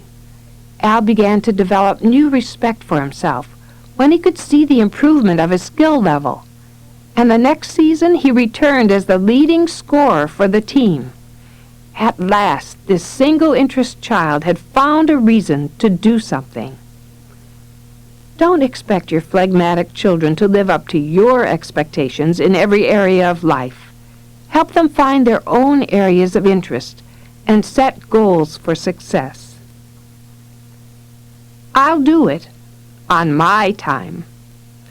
Choleric parents often become impatient when their phlegmatic children don't develop as quickly as they've planned. Greg's phlegmatic personality was obvious from the beginning. He was 2 weeks overdue. It was just too much work to be born. He never sat up, spoke, or took a step until one day, while his mother was speaking with her friend on the phone, Greg did all 3. Never forget the value of your child's natural personality. Treasure the small advances, and don't push your children to be as outgoing or driven as you. Instead, encourage them when they grow, in their time. Perfect parent with a peaceful child. These two share enjoyment of a quiet, low-key atmosphere and will get along well. Melancholy parents appreciate their phlegmatic children's quiet, pleasant, agreeable traits. But they may be discouraged when this child doesn't use quiet time productively or dedicate himself to a serious project. These parents need to be careful that their standards don't exhaust the child. Remember that a peaceful child measures all activity by how much energy it requires and is likely to quit trying if it's too much work. Phlegmatic children need a great deal of encouragement. Melancholy parents aren't used to offering profuse praise, so they must make an extra effort to take time to guide and affirm their phlegmatic children. That's the only way they'll be motivated to reach their potential.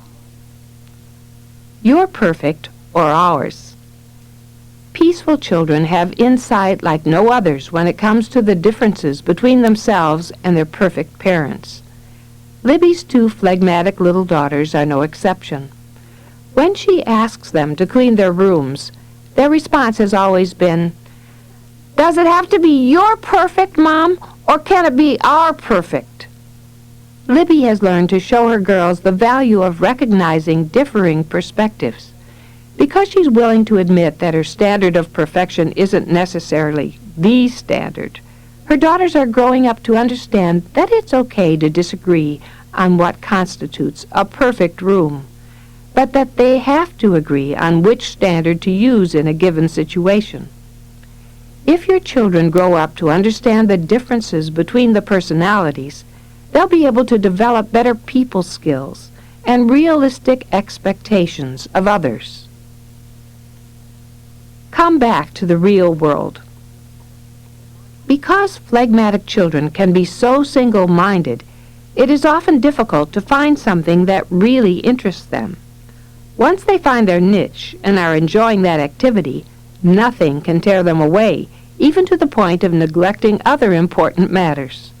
This can leave their serious-minded parents concerned. Barb's 8-year-old son, Michael, spends his summer days in the fields behind their subdivision, playing with other kids at building underground forts. When she began to notice his wet pants stuffed behind drawers and under the bed, Barb worried that something was wrong with her son. Concerned that he was suffering from some kind of emotional trauma or even abuse, she planned to talk to Michael.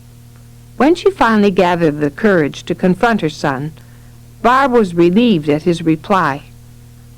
"Well, Mom," he explained, "I'm having such a good time building the forts that when I have to go to the bathroom, it's too far to walk and too much trouble to come home, so I try to hold it and then I can't." Phlegmatic kids don't drive themselves to perfection, but they can get lost in distraction. Teach them ways, such as using watches or timers, to come back to the world when they are engrossed in their special activity. Too comfortable? Comfort is a powerful emotional motivation for phlegmatic children, but they can get comfortable wherever they end up, much to the dismay of a perfect parent. Barb's son Joe loves to come home from school, drop his books on the coffee table, and head into the kitchen for a snack. After bringing his chips and soda to the coffee table, Joe will plop down on the couch and turn on the TV. His homework is on the coffee table, less than a foot from the sofa, so he can do homework, eat, and watch TV all from the comfort of the couch. Of course, he doesn't actually do this. No matter where Joe is in the house, he creates his own little comfort zone, which seems like a huge mess to his mother. Almost every day she used to remind him, "The living room is not your bedroom." To keep from going crazy, Melancholy Barb has learned to let Joe settle in to relax for a while each day. But after a half hour, Joe knows it's time to get up, put all his food and trash away, and finish his homework. They have both compromised, and Joe is happy he doesn't have to hear, "The living room is not your bedroom," every day. It's a phlegmatic strength to be able to make any place your little home away from home. But don't allow your children to avoid the responsibility of cleaning up their own mess. Peaceful parent with a peaceful child. Phlegmatic parent and child agree that life is no big deal. They enjoy a relaxed, easygoing relationship because they both determine not to sweat the small stuff. At times, though, they may fall into a rut of non-communication. If you don't put energy into this relationship, it will be non-existent. The peaceful child is the easiest to raise, especially for the parent who doesn't like to expend a lot of energy keeping up with a busy child. The child's relaxed attitude pleases a relaxed parent, but peaceful parents shouldn't be relaxed about all areas of life. They must also develop self-discipline and model it to their children. Motivate your children and help them set goals and develop steps to meet them. Too much work. Problems arise with motivation for the peaceful parent-child pair. Both may remain unmotivated and unmoving. Or if a child takes interest in an activity, the parent may not be supportive because it's just too much like work. Some parents are even willing to go so far as to twist the truth if it will save some effort on their part. Deception and unwillingness to bring up unpleasant topics strangle relationships between peacefuls. They'll do anything to avoid confrontation, which leaves them living a life without meaningful communication. Fun isn't what you do. Phlegmatic parents and children relax with each other and remove the pressures that others are putting on them. They can kick back in their lounge chairs or spend the afternoon fishing without concern for time or telephone. 12-year-old Joe spends weekends with his divorced dad, Mike. Joe loves to tell Flago stories about time with his dad. They usually go out to dinner on Friday night at a fast food place because it's much easier and they never have to do any dishes. On Saturdays, they get up early to go fishing, stopping by the donut shop for breakfast on the way. Sometimes they go shopping, but only to go in, get what they need, and go home. By the afternoon, they're both tired, so they come home, turn on the TV, watch a game, and take a nap. At night, they'll rent a video. After church on Sunday morning, Joe's dad takes him home. Though their weekends aren't exciting by many people's standards, Joe reports, "I have so much fun with my dad." Peaceful children and parents should enjoy these relaxed times together, but they must take care to not completely tune out the rest of the world. If they do, they'll never get on with life, because neither one motivates the other. Talk to me.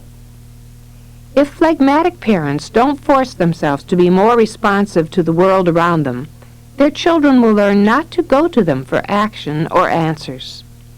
Bob remained distant from his kids during their childhood. He offered them few suggestions and functioned as if they were on remote control. Bob's daughter grew up figuring, "If I ask Dad a question about something, I'll just have to wait about 3 days before I get an answer." She didn't see her dad as someone who would respond or even care. After she graduated from high school, Kara moved out of the house and went to live with her 2 cousins in Southern California. Bob was concerned, but not enough to say a whole lot to her. During the next 3 years, Bob learned about the personalities for the first time and finally began to live in his strengths. When his daughter called to ask if she could move back home, he happily agreed. The dad she found when she arrived was very different from the one she'd left behind 3 years earlier. One day she approached Bob. "Dad, you've changed so much," she commented. "You're not the same man I grew up with. I can talk with you now." Understanding his weakness at communication and his daughter's need to be understood and loved has helped Bob build a new relationship with his daughter. If you're a peaceful parent, be sure you make the effort to build meaningful communication with your children. Phlegmatic children can bring peace and relaxation to any home. Be grateful for their pleasant and relaxed manner, but don't let them become lazy and drift through life. Teach them to take responsibility for their lives and to pursue worthwhile goals. With loving motivation and encouragement, these pleasant people will rise to the top of their game. Chapter 11. Enjoying your family's personality portrait. Now that you've seen all these possibilities, you're ready to enjoy your family's personality portrait. Once we understand all the variables that affect all parent-child relationships, we can start to appreciate the unique strengths and weaknesses of the members of our own family. It's easy to think that your experiences are hopelessly beyond the norm, but remember there are 16 possible parent-child combinations, and no 2 will function identically. And if you have 4 children, you may have 4 different combinations. What you learned by trial and error with the first one may not work with the others. So it's important to identify and work within the personalities of each relationship. Once you understand each family member's personality, you'll be able to look at each one separately, appreciate both their strengths and weaknesses, and your own, and begin to enjoy the overall portrait. Conclusion. Now I understand. Remember the family we met at the beginning of this book? The one with the excitable child, flustered mom, disinterested dad, and bewildered grandparents? I can't help but wonder how that scene might have been different if each of them understood each other's personalities. As you begin to understand yourself, your mate, and your children, you learn how to work together with wisdom and knowledge. How grateful we should all be that once we care enough to understand what makes others tick, we can get along with just about anybody.